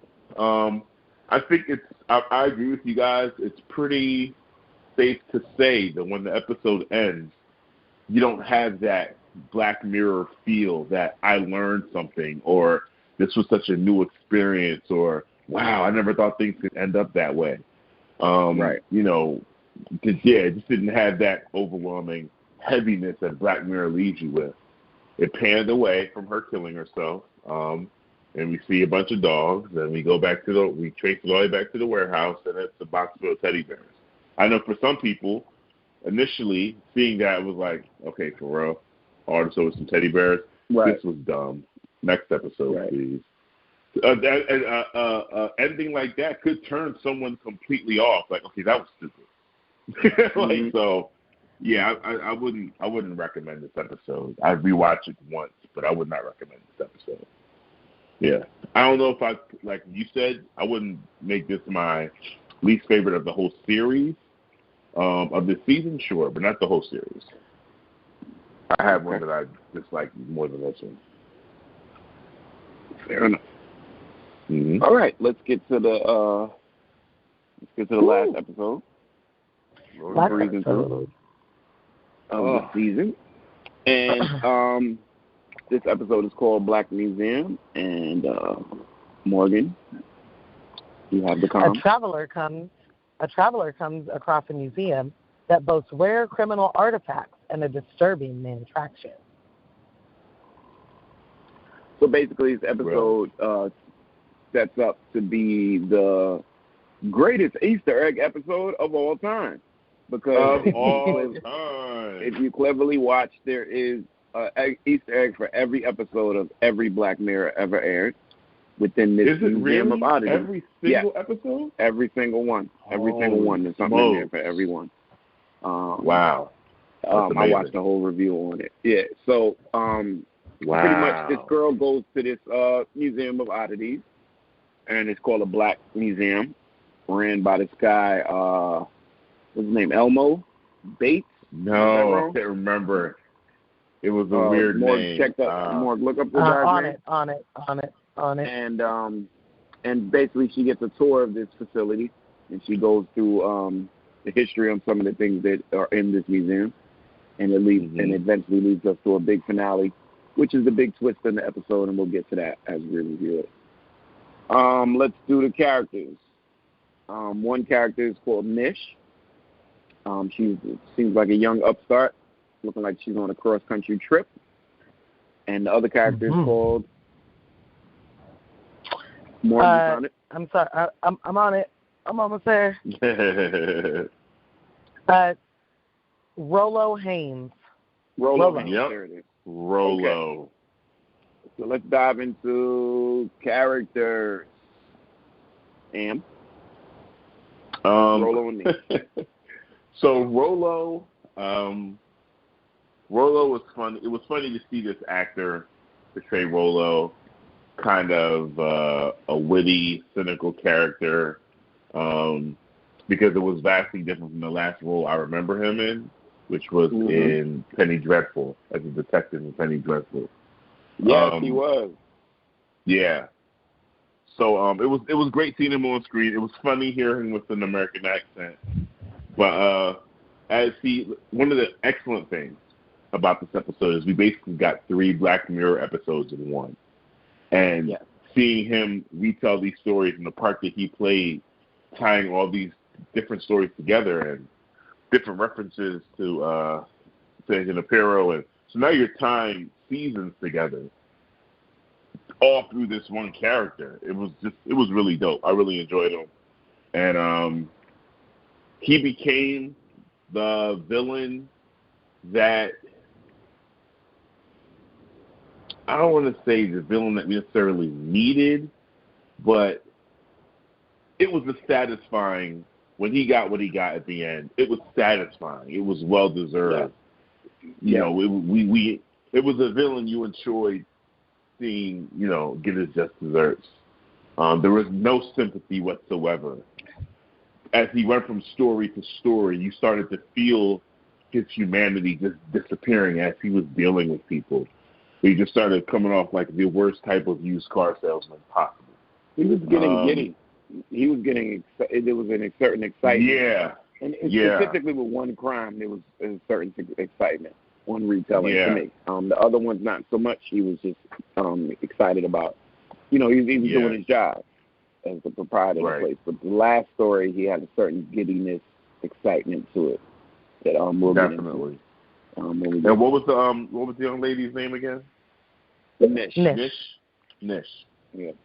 Nish was dope. Her reveal was awesome. I don't know if anyone picked up on it before. I don't know if anyone picked up on it early in the episode. I definitely didn't pick up on it until it was time for us to pick up on it. But she was awesome. Nish was awesome. I don't even know what else to say about her. I really don't. Nothing she did was overboard or unrealistic. She wasn't extra with exacting her revenge. Everything was calculated, and it was dope. Yeah. I like Nish. All right. I echo all those sentiments. I like Nish too. I like the reveal. I definitely want to get into that because I think this episode has a lot to do with race. Has a whole lot to do with race. And it led on, and then I think some people have reviewed it out in the digital world. They missed that totally. Rolo was a despicable character. I didn't like him the minute I saw him. The minute he started telling the story, I didn't like him. Because when he started telling the story, he revealed that he was the scientist in the story. And I thought no good can come of that. This guy's a scientist. So I kept my eye on him pretty much most of the episode, even though Nish was there. I mean, he did most of the talking, but I definitely, at first, I definitely was trying to pay attention to what was going on with him. There was a trick with the AC, and he kept, he was overheating to an uncomfortable degree. I thought that was kind of interesting, how bad he was getting with the AC. And Nish seemed like she seemed very capable. Even without the reveal, she seemed very capable. So I don't think it was necessarily her mom's help in terms of her capability, but she came across very capable and likable, and she didn't spook pretty easy, which I liked because I allowed him to get through the stories in a way that he didn't have to feel like apologetic or anything like that. So it seemed like a good pairing to have them two roll through this anthology within an anthology of these multiple stories.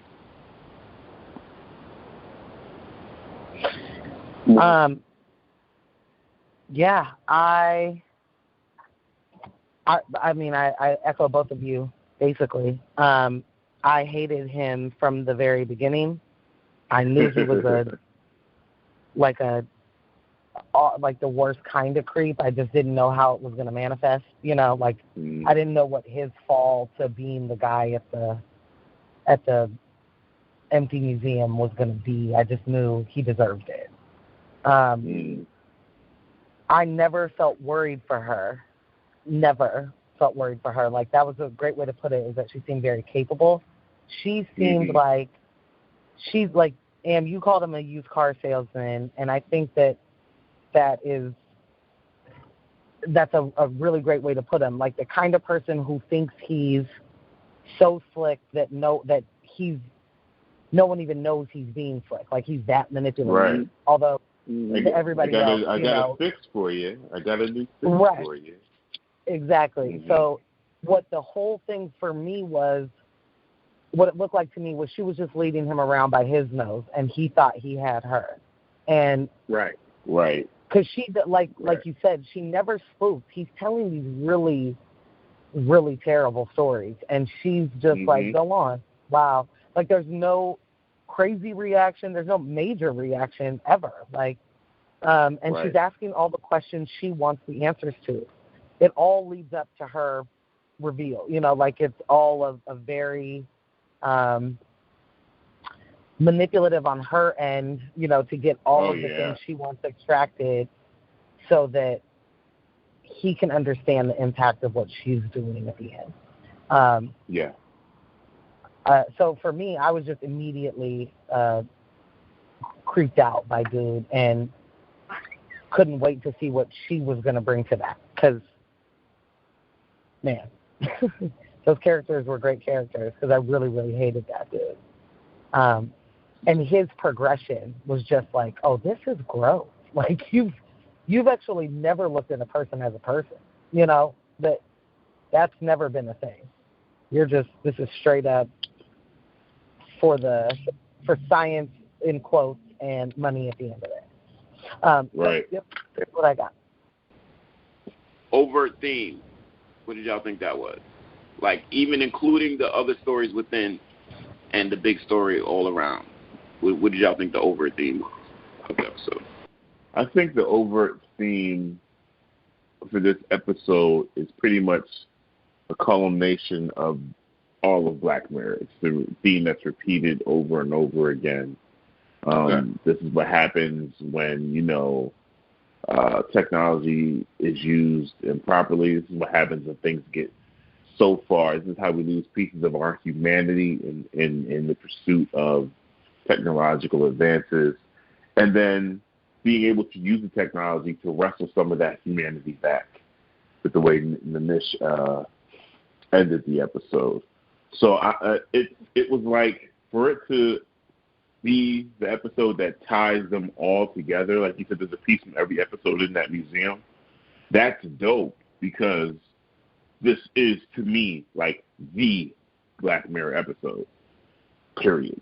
I mean, what is it? You know, like.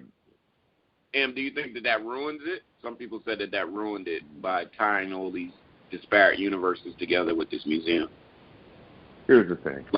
I don't know much about these other people for me to make the judgment call that I'm going to make, but they're idiots. They're idiots. Okay. There are people. There's some people that just can't be pleased. This was beautifully handled. The fact that at a glance, just watching the episode for what it was, right? For me, they were able to tie in the stories he was telling, and then I saw maybe 3 or 4 other elements that tied in previous episodes. That was it. That was it that I saw. But for you to say that they took the time to make sure they included something from every single season, every single episode in this one room, what is there to hate? Like, how could you? After what we've had from Black Mirror so far, like, what is there to hate? It doesn't make sense. Some of the arguments people make, it's almost like, is this your first season of Black Mirror? Like, or just, they know what they're doing over here, you know? Well, criticizing to be a critic, you know. Yeah. You know, some people are just, they're trying to find their space in life as being professional critics. And sometimes they just don't, if you're not familiar with the source material enough, you're just echoing other people's sentiments. So you don't really know what you're talking about. So I'm going to go on the record just to call those people idiots. And, all right. Duly noted. It is known. It is known. We'll have a mate to jot that down and throw it away in a big dusty bucket and light it on fire. That's what it does with information. Light dusty buckets on fire and don't do it. Okay, sorry. All right. Bringing it back. Game of Thrones. More overt theme? Overt theme. Man, I don't know if I know how to talk about this particular episode with an overt theme. I think for me, this episode is mostly about race and is not a little bit. And I think it's just it has so many different layers. A couple really quickly, like the fact that she has to sit there and be whatever it is for him to be, how do I say this? It wouldn't matter how she acted. He would have told those stories to her. Mm-hmm. You know, it wouldn't. It didn't matter if she seemed like I'm just out here on a road trip, or if I don't know how well she could have been acting, but he would have been totally comfortable telling this person these really terrible things that he was involved in, like nothing could possibly happen to him. You know. Wasn't that just him working though? Is that any different than any other previous jobs for him? He's running the Museum of Horrors. What is there? Is there something extra that you saw from that? I don't know. I felt like, would he really be telling every person that walks in there that he was the one that discovered these things and was so solely connected to them? I don't know. That just seemed weird to me. That seemed like this place is shut down. Here's, like, I don't know how you can get away with saying you were a part of all those things and you have all that national attention. Wouldn't you be in trouble at some point? You know what I mean? Mm-hmm. Like, that seemed like a secret being told, not everybody got. Am I just totally making this shit up? No, I hear where you're coming from. I just think that because, you know, as he's telling the story and you know, he gets to the museum open, he didn't have that one attraction. He was the selling point for every single part of the attraction. the electrocution room was just the big attraction in the back. So people were still coming and getting the exact same tour that he was giving Nish the whole time. So I think he was in a place where he was comfortable telling these stories, and it was just like he was just going through his routine. And you want to hear about this? All right, I'll tell you about this. You want to hear about that? All right, I'll tell you about that. That's what he's been doing for. I guess the flashback for me, I took it maybe too literal, where there's just like so many people that they're just on their own, like a regular museum where you just go through and you look at the attractions on your own, and you're not necessarily guided. Because it didn't look like he was guiding tours through there when there were lots of people. It just looked like they were on their own. So that's just maybe me taking that particular part too literal. I also just don't understand how you get to say that you're a part of all of this really awful, shitty. I mean, those are three stories that he's central in. That how do you get to be central in three real major fuck-ups and nobody's looking for you? Right. If everybody knows that. That's the racial component that we're going to even get to with the third story. All right, so let's do this. Okay. Let me pose a question, and that'll get us to talking about the individual stories that make up the whole. Believability. How was the believability on the mini stories within this episode? Let's just go through them. So the first episode we have is the pain addict. So this doctor is introduced to this way to where he can put a skull cap on a patient, and he has an implant put into his body where he can sense exactly what's wrong with the patient from them immediately coming into the hospital. And that can help with pre-existing conditions, things you can't tell. You don't know to check for. Right, you're looking in the wrong spot. And so it seemed like an ingenious idea. But what ended up happening is the doctor becomes addicted to the certain pleasures that come with pain. Pleasure. All right, the doctor becomes a masochist. Yes. And he takes it as far as to where feeling the death of a patient, and that drives him over the edge. So he's on the hunt for more patients. He's hoping they're going to be terminal, so he can get that feeling again. He pretty much becomes he's on crack. So how believable is that to y'all? Very. Yeah. Okay. I feel like it was very believable, especially to the degree. Yes, but to the degree of the technology where it's tapping directly into his brain, and the sensory activity his brain is now being exposed to is unseen. So we know people that are addicted to pain now, or are masochists and have these different desires, but this is completely different. This isn't like he's absorbing this through his physical senses, outside of his body and taking this in. This is tapping directly into his brain. So he's experiencing all of these things on a completely separate level, like the thrill and excitement of experiencing that pain and death with none of these things, without experiencing any type of true danger. You can feast on that fear and know that you're not going to die from it. That's unimaginable.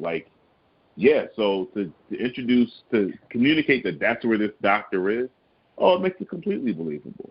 Yeah, there's all types of extremes that he probably would have went to keep feeling that. So yeah, this is definitely believable.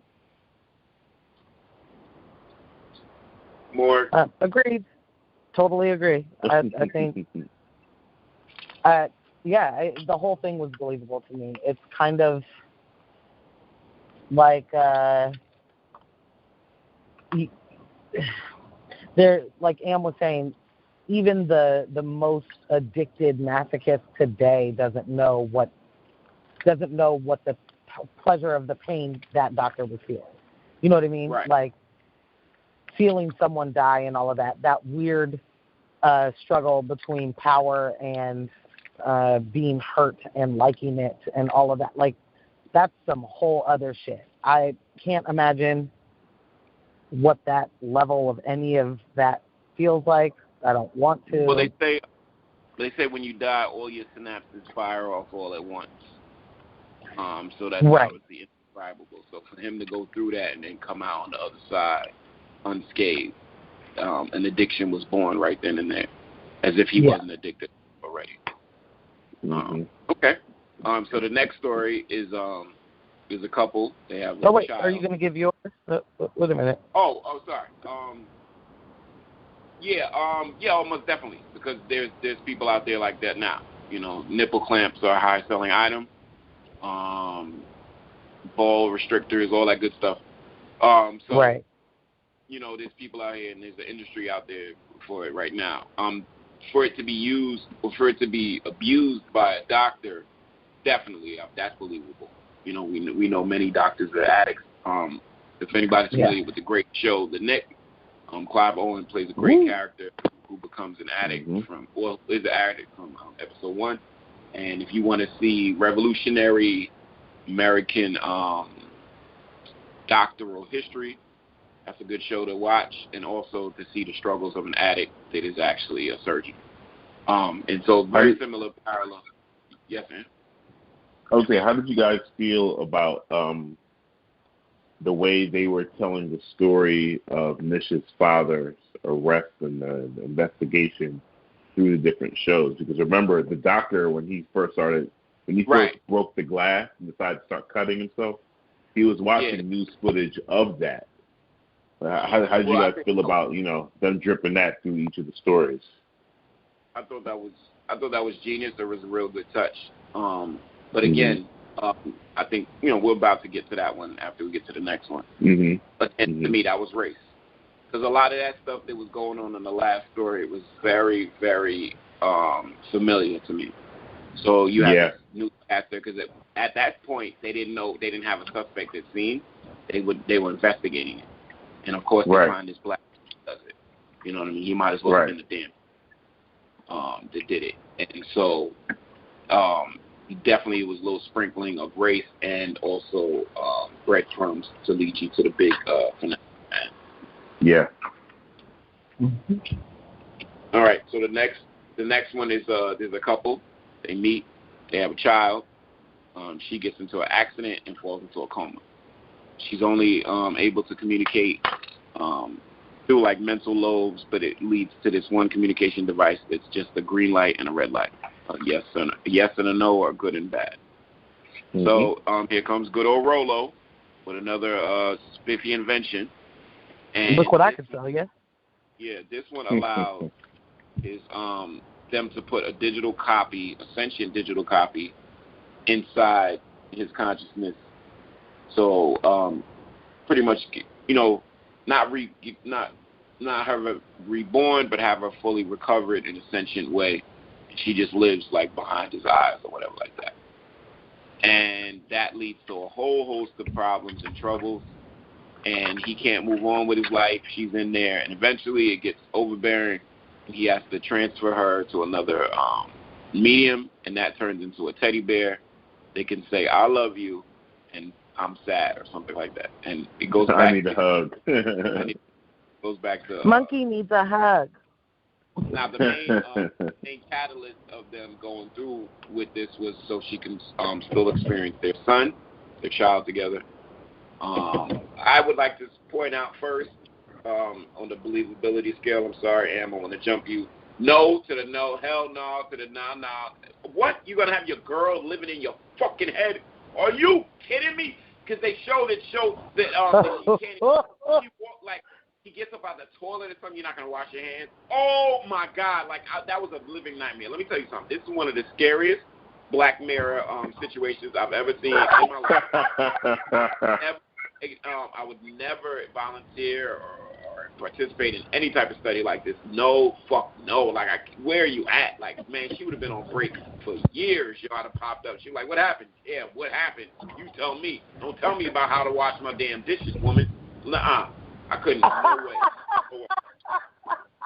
Yeah, it was very interesting for him to be like, well, okay, I'm hearing you, but I'm going to have to think about it. And she's like, yes, we're going to do it. That shows the dynamic of their relationship from the rip. Right. Hello. Dude, from the jump. that should have had you at a pause. Wait a minute. She's in a coma. They have the big mixy, they have the whole fate, they're meeting. They have this child, and we're sympathizing with them. We're rooting for them. We want them to be in all the commercials. Right. The commercials. And then we realize that they're awful to each other. Not awful, but they're, one of those couples. Like, she's overbearing and he don't listen. And but is it really, is it well, that do more we know so? That? Yeah, because this is an unconventional. No, not from the beginning.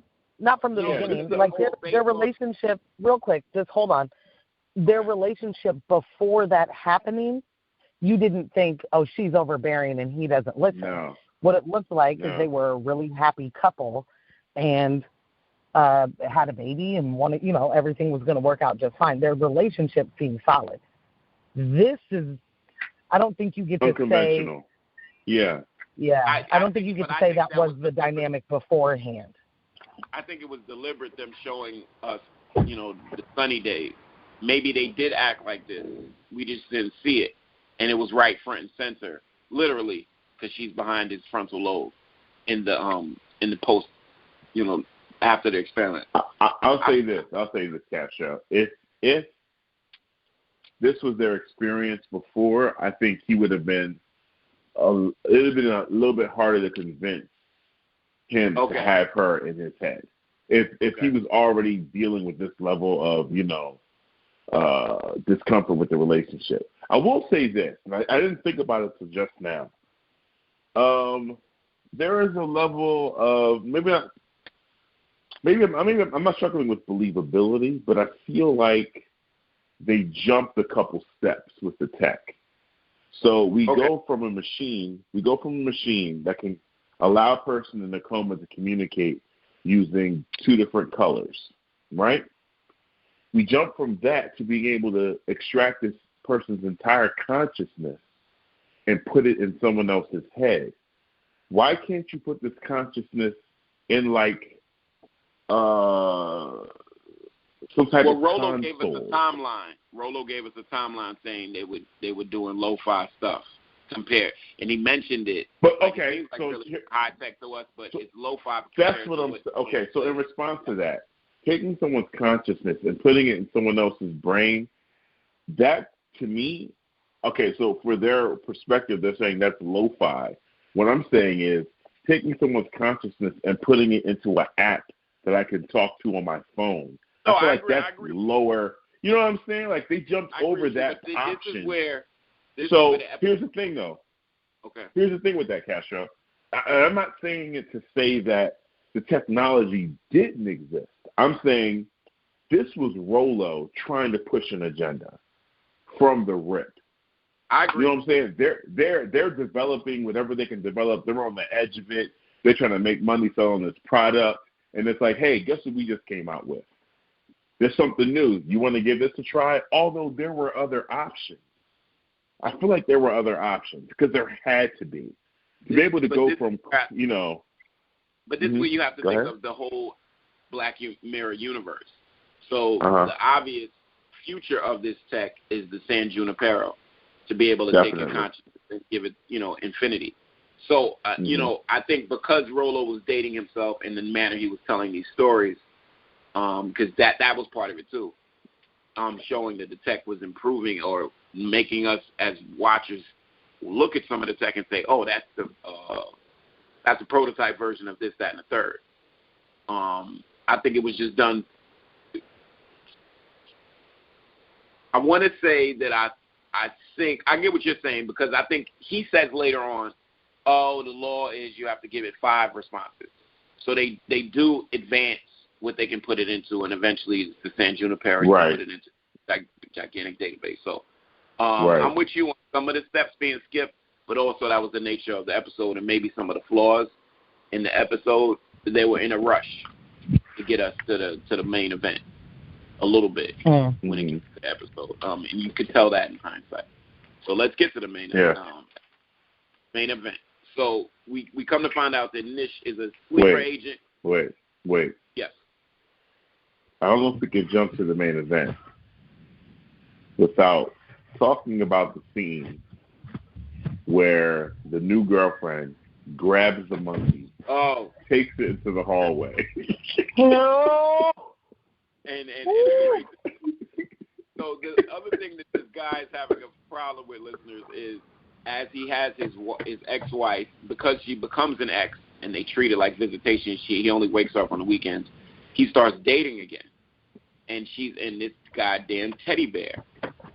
And I think she was going ham with one of her responses because she has like a chair in her virtual world. She keeps hitting the... Right. I need a hug. She was hitting both of them. Yeah, she was just going crazy. And, she was throwing a tantrum. And the girlfriend does grab the teddy bear and holds it up against the wall. Now let's be clear. She started dating the dude before the teddy bear was in effect. The teddy bear was another situation of I think where we see if the man in this situation would have ever known that the wife was going to live in his head and try and control every single thing that he did and had an opinion on everything that he ever looked at, then, and she was already overbearing, like if he knew she was overbearing or knew what that experience was going to be like, he wouldn't have done it, right? Like he would have said, absolutely not. Right. But so we see that when he gets that second chance where it's like the girlfriend is really, really annoyed that he's got to turn her on and she's not accepting, the girlfriend as a part of the family and she's being weird and then talking shit to him and he can't just say it out loud. And so he's now in this like really trapped, fucked up spot of listening to his wife talk about his girlfriend. This is why I don't understand why men cheat. Anyway, that's a lot. That's a fucking lot, man. And I don't, anyway.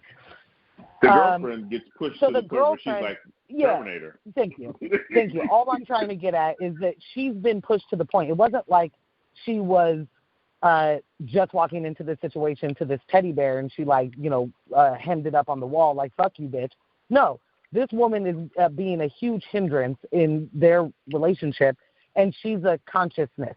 Like, imagine meeting someone new and they're like, oh, and my baggage equals my ex-wife or my current wife, whatever, my dead wife lives in my brain. Do you want to go on a second date with me? That's me busting you. It was right funny there.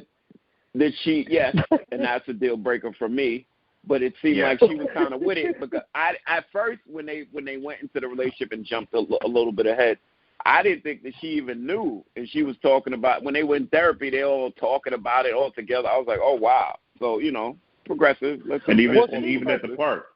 Even at the park, remember? Yeah. Like, the first time they gave yeah, that was the thing. When she was like, when she said something like, oh, so she bothering you?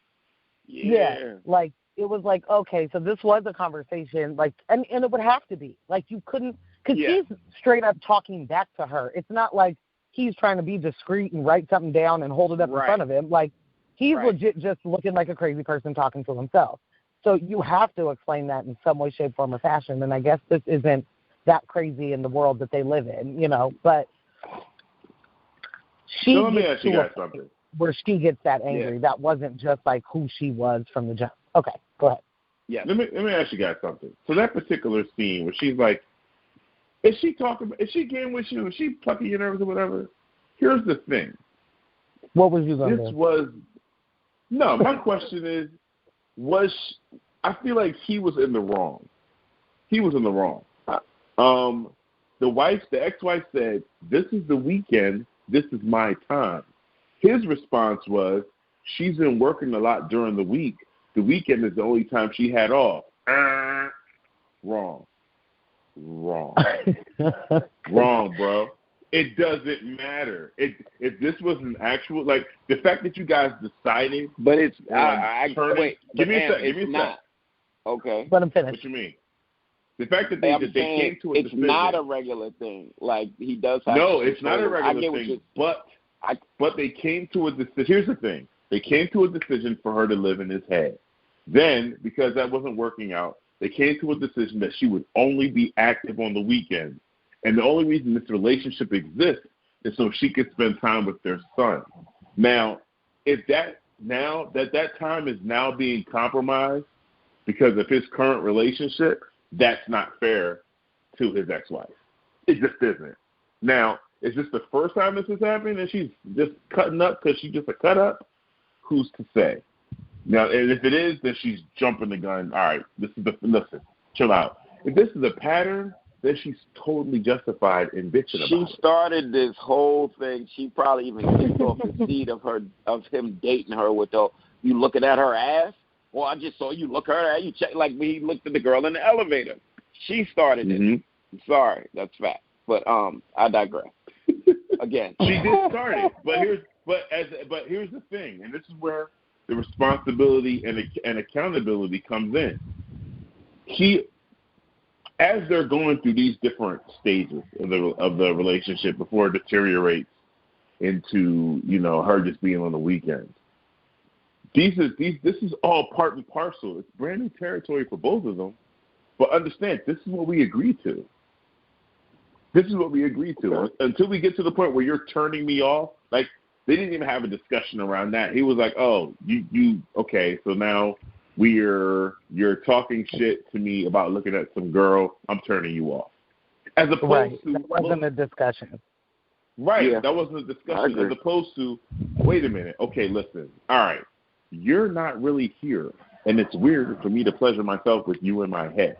So we need to have a discussion on how this is going to work. You understand physically there's nothing you can do for me, so I'm going to look at other people. It was just, you know what? No, I'm cool. I'm fed up. Turn you off. But no, I also think don't discredit the fact that it's a culmination of him being fed up. Like, it wasn't just he got mad at the one thing she noticed and he turned her off. It was like, this is becoming overbearing. And so when he went to the doctor and heard about the option, he had to jump at the chance because, this is her 20th straw on the back. And he can't turn. Think about that. That's why my ultimate verdict is no way, hell to the no. Before that point, he couldn't turn her off. Can you imagine? Yeah. Can you imagine? But he could. Why for you? Oh, right. Right. He didn't know. Yeah, why 4 of your nails cut so clean and the fifth one is not cut? Oh, I'll scratch myself. There's no way. Like, I just couldn't do it. It's not like she sleeps. She's up 24/7 in his head. And you spoil it. You spoil it. I mean, this is the same thing too. You like somebody, you dating, and then you move in with each other, and you learn that you hate each other. You're getting all these revelations. Well, I think that's why you definitely should live with someone before you marry someone. Yes, you're married. So, I mean, whether we know that she was going to be, if she turned into this person after this procedure or there were remnants of this before, it's just a bad idea. It's just a bad idea. Yeah, this is kind of like, idea, so if you get into like a really terrible accident or your partner gets into a really terrible accident and then they're going to need full-time care, they tell you there, do not be the person that gives the full-time care. Right. You will immediately ruin your marriage or your partnership, relationship, whatever, and you will hate each other. Don't do it. This is the same thing. You have to be able to take care of each other, but you can't be the person, and I don't want Am to become me, and he doesn't want me to become him, and that's the way that felt. Like, she was sitting in the captain's chair, like she looked like she was going to be able to do this, do that, and control every situation. That's gross. Who wants to do that? I don't want to do that. That's not what a relationship should be. That's not, and when it comes to being the person that takes care of them, like, that's him fully taking care of her in an effort to be able to continue to see her kid, That's an unrealistic kind of thing that we as humans want. It's unrealistic. You can't keep the essence of a person around. You know what I mean? Just like, that's not how essence is the wrong word because you can have that. But you can't. Do you understand what I'm saying? Like, we don't want to lose people, and we Yeah. So we want to find the technology to keep them around, but it's like Drogo. You're a shell now. Like, you're nothing. Right. But you're Right. still alive, so it works. Like, we as humans have to figure out that there's some shit that we don't get. We don't get to have all of it. Yeah, we don't get to control how that turns out. This is what happens. It is what it is. Things happen this way for a reason. Period. Like, when people die, they just die. You don't get to save a part of that person. There's no natural way to just put your hand on someone's head and absorb them and take them into your body and then possibly place them into the body of a baby that's being born. And then no, nah. That's the end of that life cycle. Deuces. Right. All right. Let's get to the finale, which is the root of this whole episode to me, having to do with race. And let's break it down for the people. So pretty much Nish is a double agent, and we come to find out that this final exhibit that involves another example of a digital copy and its rights being infringed. A digital copy that was convicted of the same crime we were mentioning throughout this review, of this newscaster goes missing. The gentleman is found guilty, but he agrees, because here comes Rolo Haynes rolling in with a deal. He agrees to allow his digital copy to live on in some capacity. Meanwhile, his family gets a cash settlement, or some type of settlement. And he said that'll be able to take care of them for the rest of their lives or whatever. Rolo Haynes, when he's telling this story, is gleefully excited. He's very excited, almost to a homoerotic stage to me. Not saying that there wasn't people of color in the other stories, but this one is specific to a black man killing a white woman, and he seemed like he was more than happy to make sure that this guy got to justice and received his punishment, which was death by electrocution. So that's the crux. The guy gets digitally replicated, and Rolo programs it where he can electrocute him over and over again and makes it an attraction. And all these people come far and wide to pull this lever. To the museum, to pull this lever and electrocute this guy, this digital guy, over and over and over again. And if one thing we don't know about being falsely accused, if one thing we don't know about protests leading to nowhere, that's what this story talks to us about. This white man who thinks that science can be used on people of color to any degree, Tuskegee Airmen, or the Tuskegee experiments on the way down. And he's gleeful about it, he's gleeful about it to the point where he creates an attraction around it. Nish is a double agent. Nish turns out to be the daughter of this individual who's repeatedly tortured in this digital afterlife, and she rigged the AC to make Rolo Haynes too overheated that he wants some sip of her water, which happens to be poison.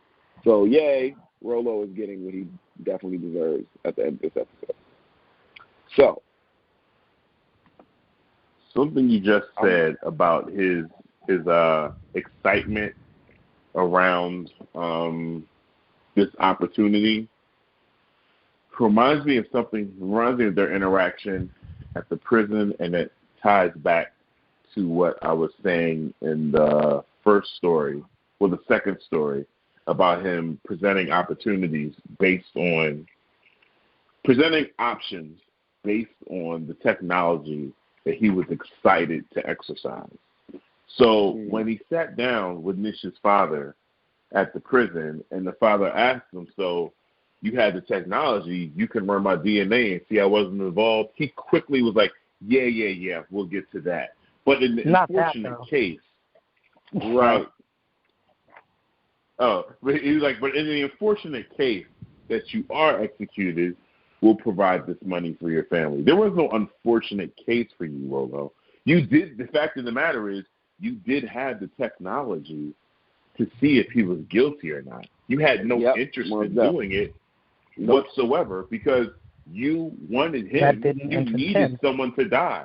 Yeah, that didn't interest you. That didn't match up for you. You needed him to die. You needed him to get the chair so you could simulate that. Period. That's it.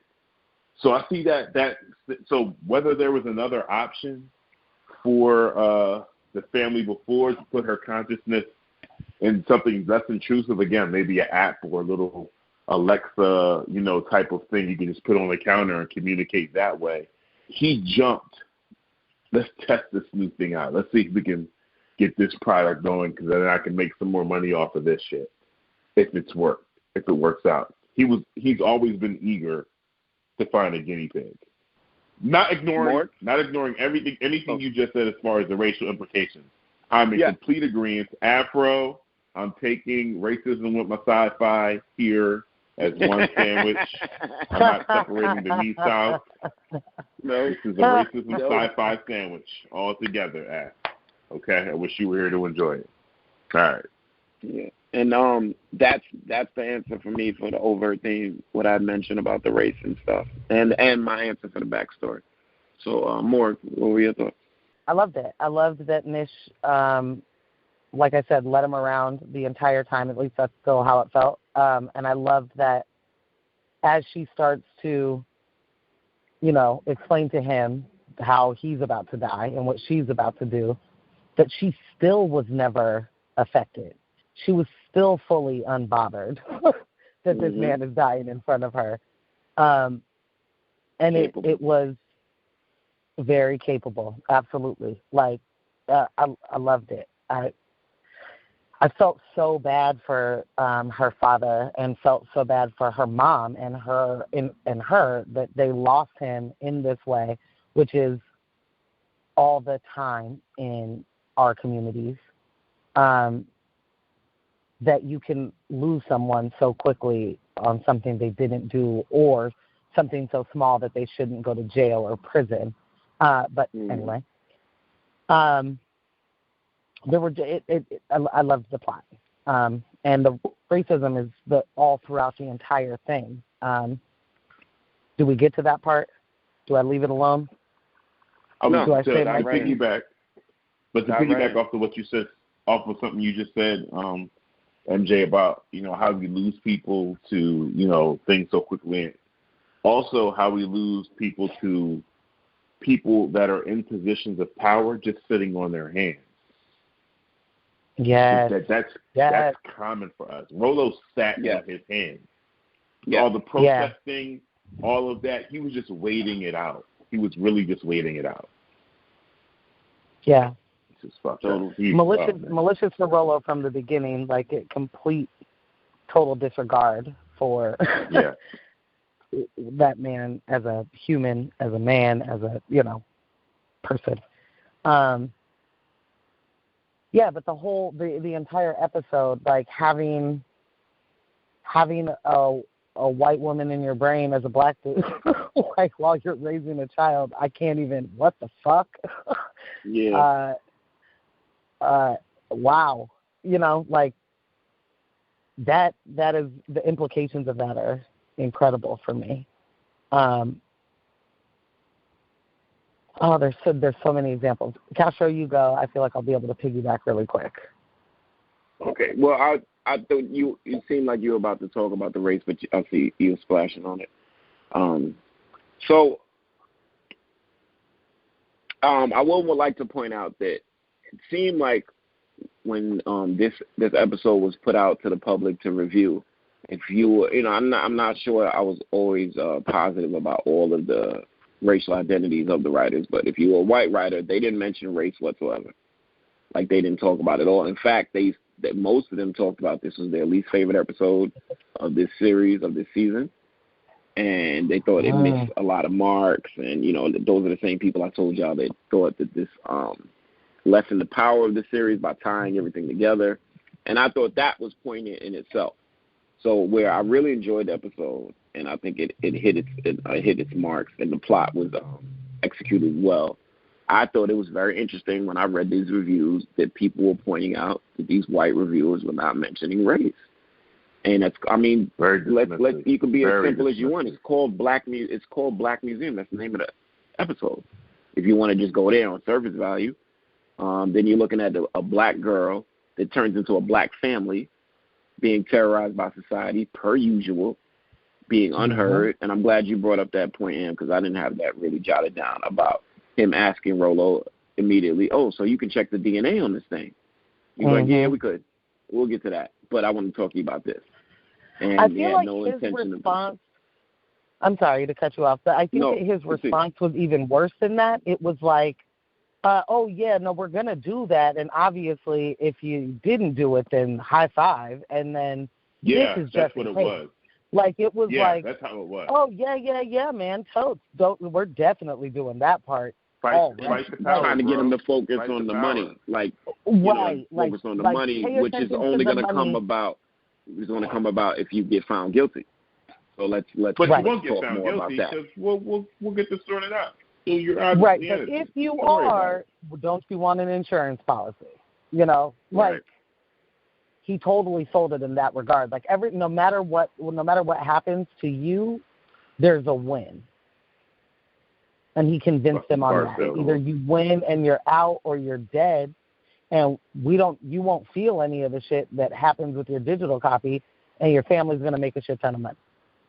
All right, fucking car salesman, bro. We get to Nish's triumph at the very end. She ends up poisoning Rollo to near death, but right before, she takes his consciousness.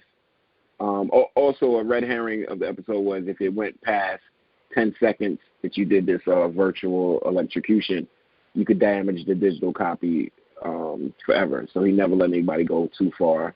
But he did let some people paying money, perverts, perverts, they would come and they would go 11 seconds, 12 seconds. So what Nish did was right before Rollo died, she took his consciousness and sucked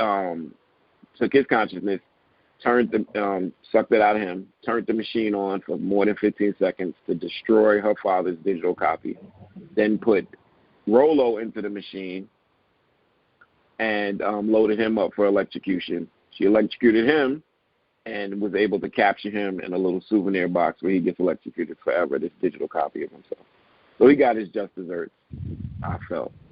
And to go to the rewatchability, I would definitely recommend this with folks. I definitely would tell them, it's interesting that my recommendations come with order, but I definitely tell them you have to watch this after you've watched most of the episodes of this season. I'm not saying you have to watch all of them, but you have to watch most, and then watch this because of the museum and collectible nature of the episode. I don't want anybody to jump the gun and see something that might ruin the episode for them. But I definitely would recommend this for folks. I would rewatchability. This has the highest because you want to watch it over and over again to catch all of the Easter eggs. And like we said, there is an Easter egg for every episode in Black Mirror history. And I applaud Nish. Oh, also at the end we found out that Nish's mother was uploaded behind Nish's brain, so she was sitting there the whole time to watch her husband get his justice and to watch Rollo get his. So, what do y'all think? Rewatchability. Go ahead. Y'all so cute. Yeah, this is a highly rewatchable episode. Like you said, it's one of the highest. I disagree in one way with you in the way that you don't want to, if somebody sees something and they don't know to look for it, nothing would be ruined by any of the Easter eggs. They are great Easter eggs for what Easter eggs are, but you don't have to know, just like the nature of the show. He doesn't vocally. He doesn't speak. Yeah, you don't have to know about all of that. And in any way, it just looks cool that it's, you know what I mean, like this, all these other things in it, but it doesn't necessarily have to have meaning for it to matter. It just matters more. Anyway, if somebody's just starting on this episode, in this season, they're not going to catch all of those other Easter eggs anyway. Sure, you know what I'm saying? I think not watching them in order and missing the Easter eggs steals from the greatness of this episode. When we started hearing about Sandra Napero throughout the episode, for us to have experienced, that's what makes, to me, again, that's what makes this episode so great, that it ties to many of the previous episodes, and now we're finding out previous seasons together. That's what makes this, outside of the really great storyline of the episode itself, to see the lollipop on that tray was like, okay, so how did that even happen? because she stole all of that. You know I think Right. the lollipop was a replica. Oh, so let's mention that. Good to the, point. Good point. Okay. Let's mention that to the listeners. And So we didn't really have a. Okay, go ahead. So let me mention it. So we didn't really talk about the tech in the episode. We talked about it. You know, we usually talk about it separately. So there's replicas, like I said, of every episode in there, and he has almost all of that technology there. And I thought they did a good job of giving him a certain occupation and then turned into a collector fascination as to why he would have all the tech. So there's different things for every episode, y'all. So like from the USS Callister, there's actual the machine that the DNA replicator thing, yeah. The DNA replicator that he used to trap the people into the simulation of the game.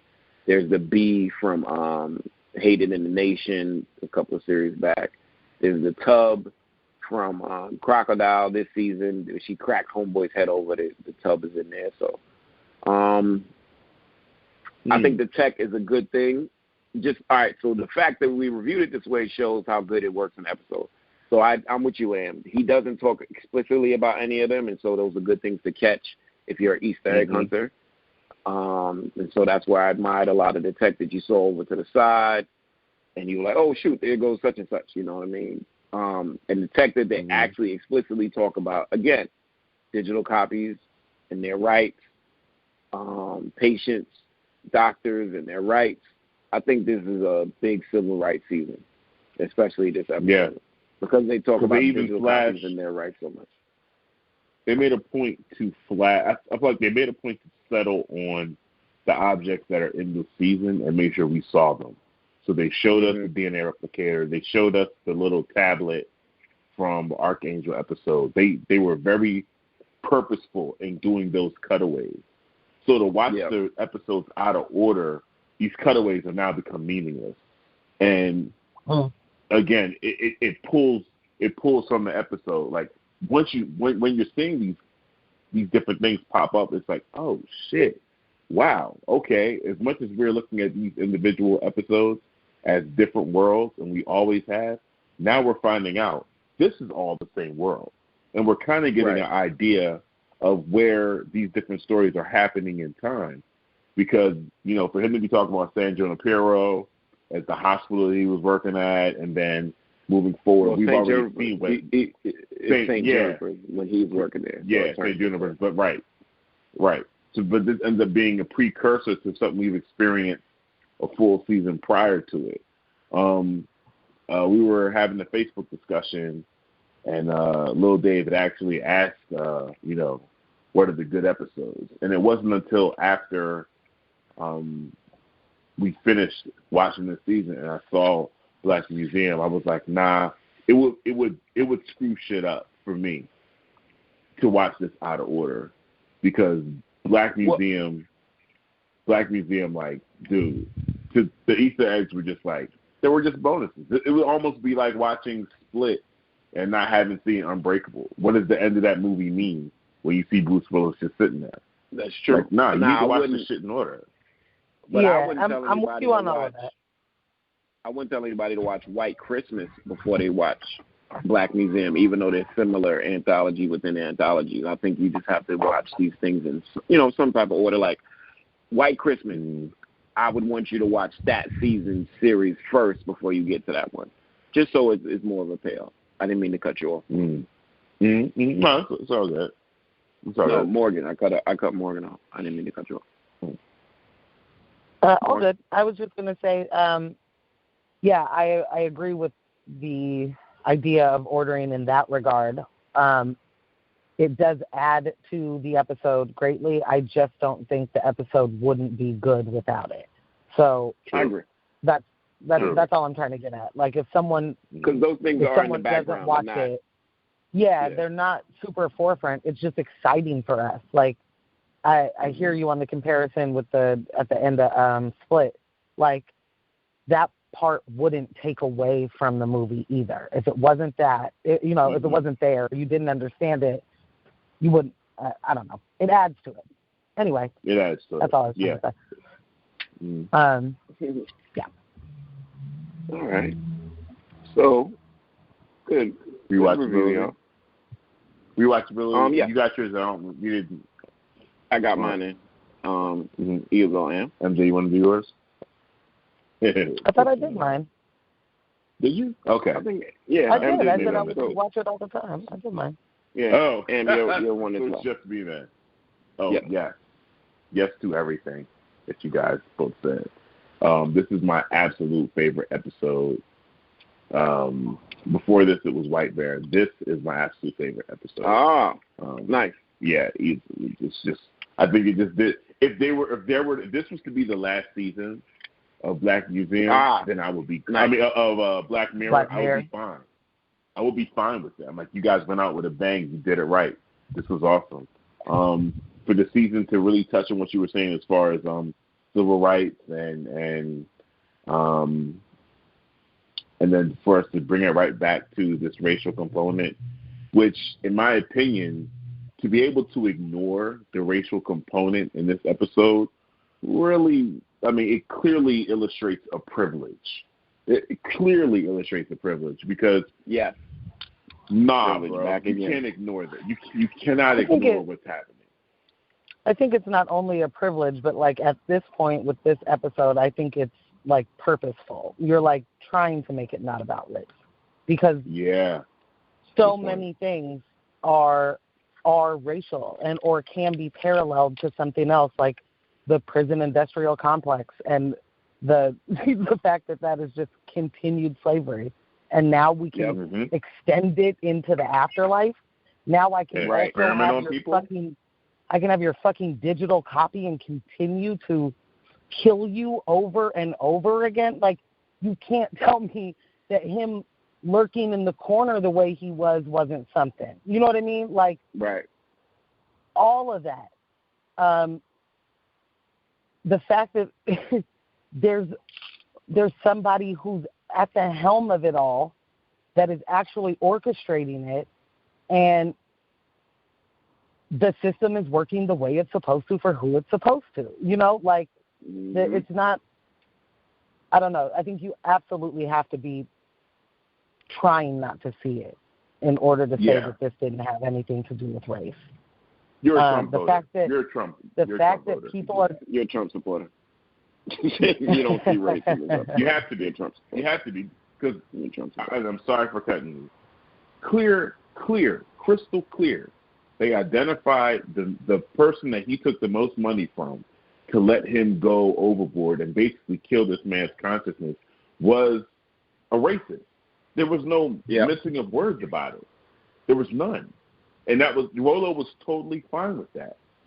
He was totally fine with this. I was trying to see the people coming there. The people that were coming for the extras, I was trying to see some of their motivations and how they were acting. And his wasn't sexual at all. It was, I think, a couple that were sexual, but his wasn't. And look at the way he dressed, you know, and what he was coming there to see was a darkie on a tree, you know. So I'm with you on that. Yeah, and Rolo, he was willing to risk the farm to let this guy pay whatever he wanted. It's like, come on, you can't ignore the racial implications. You really can't. You're making a choice. Yeah. Morg, were you finished?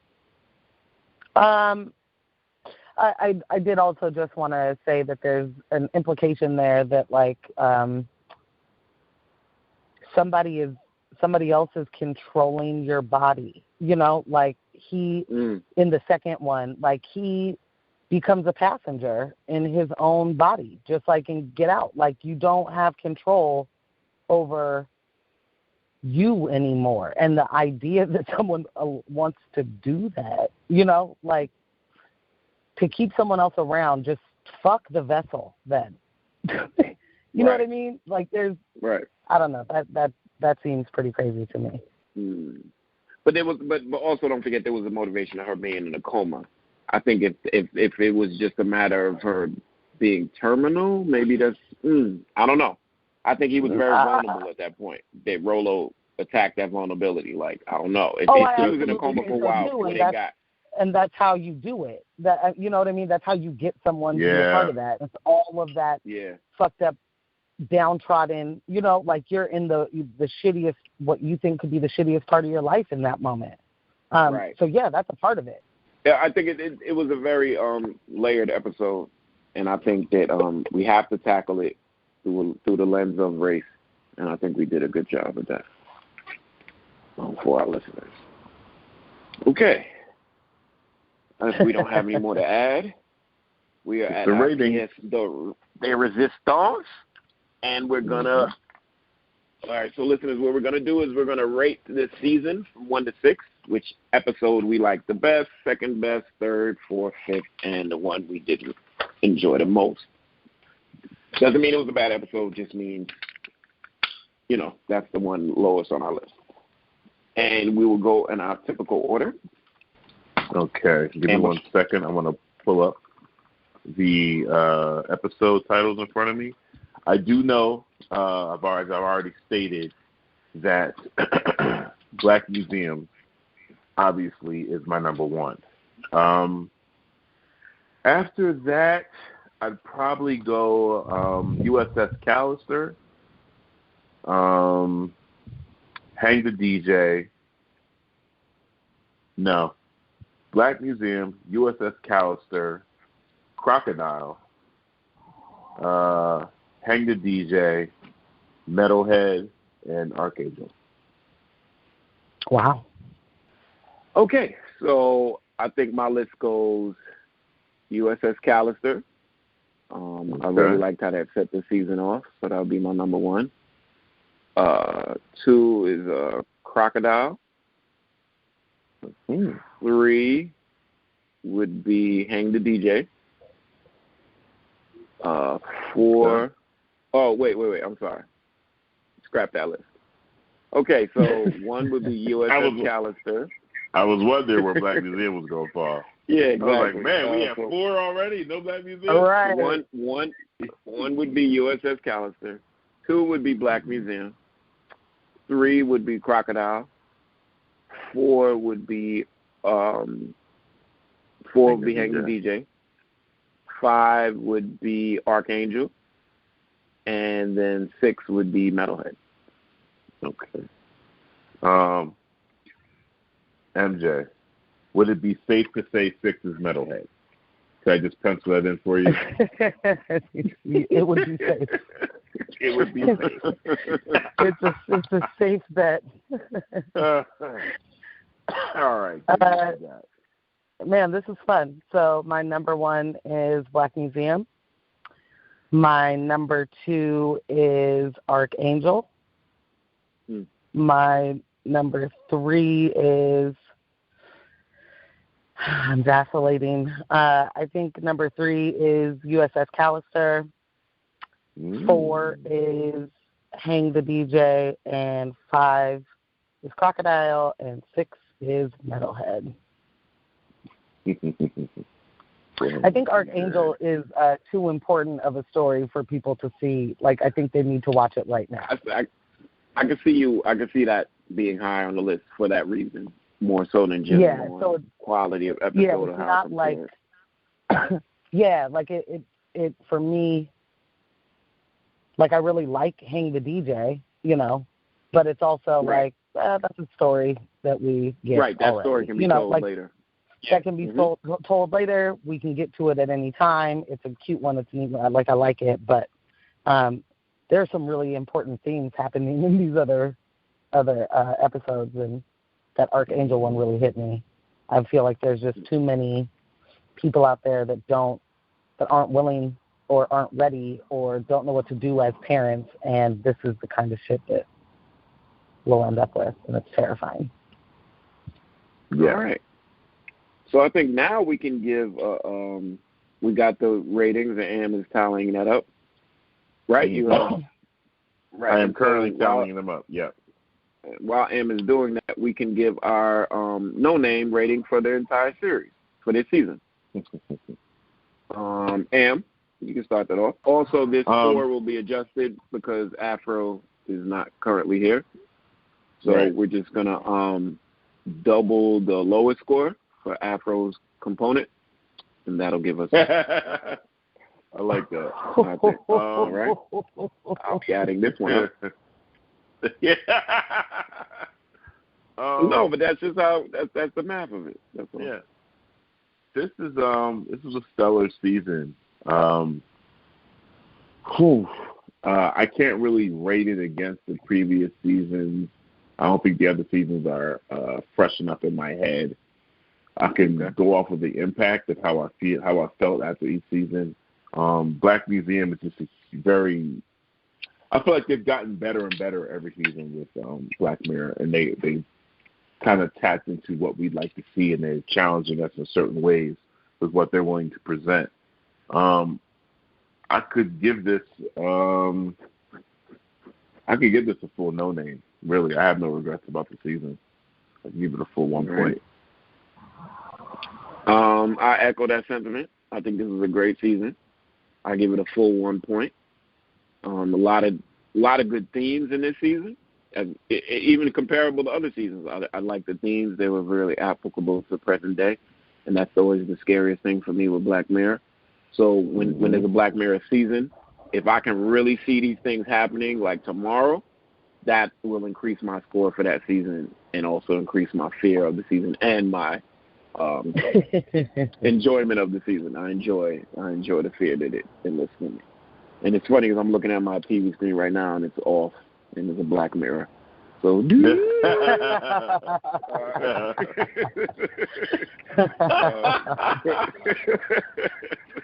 it's true. I looked right up. I said, "What the fuck am I doing?" All right, more. Go ahead. I give it a full point.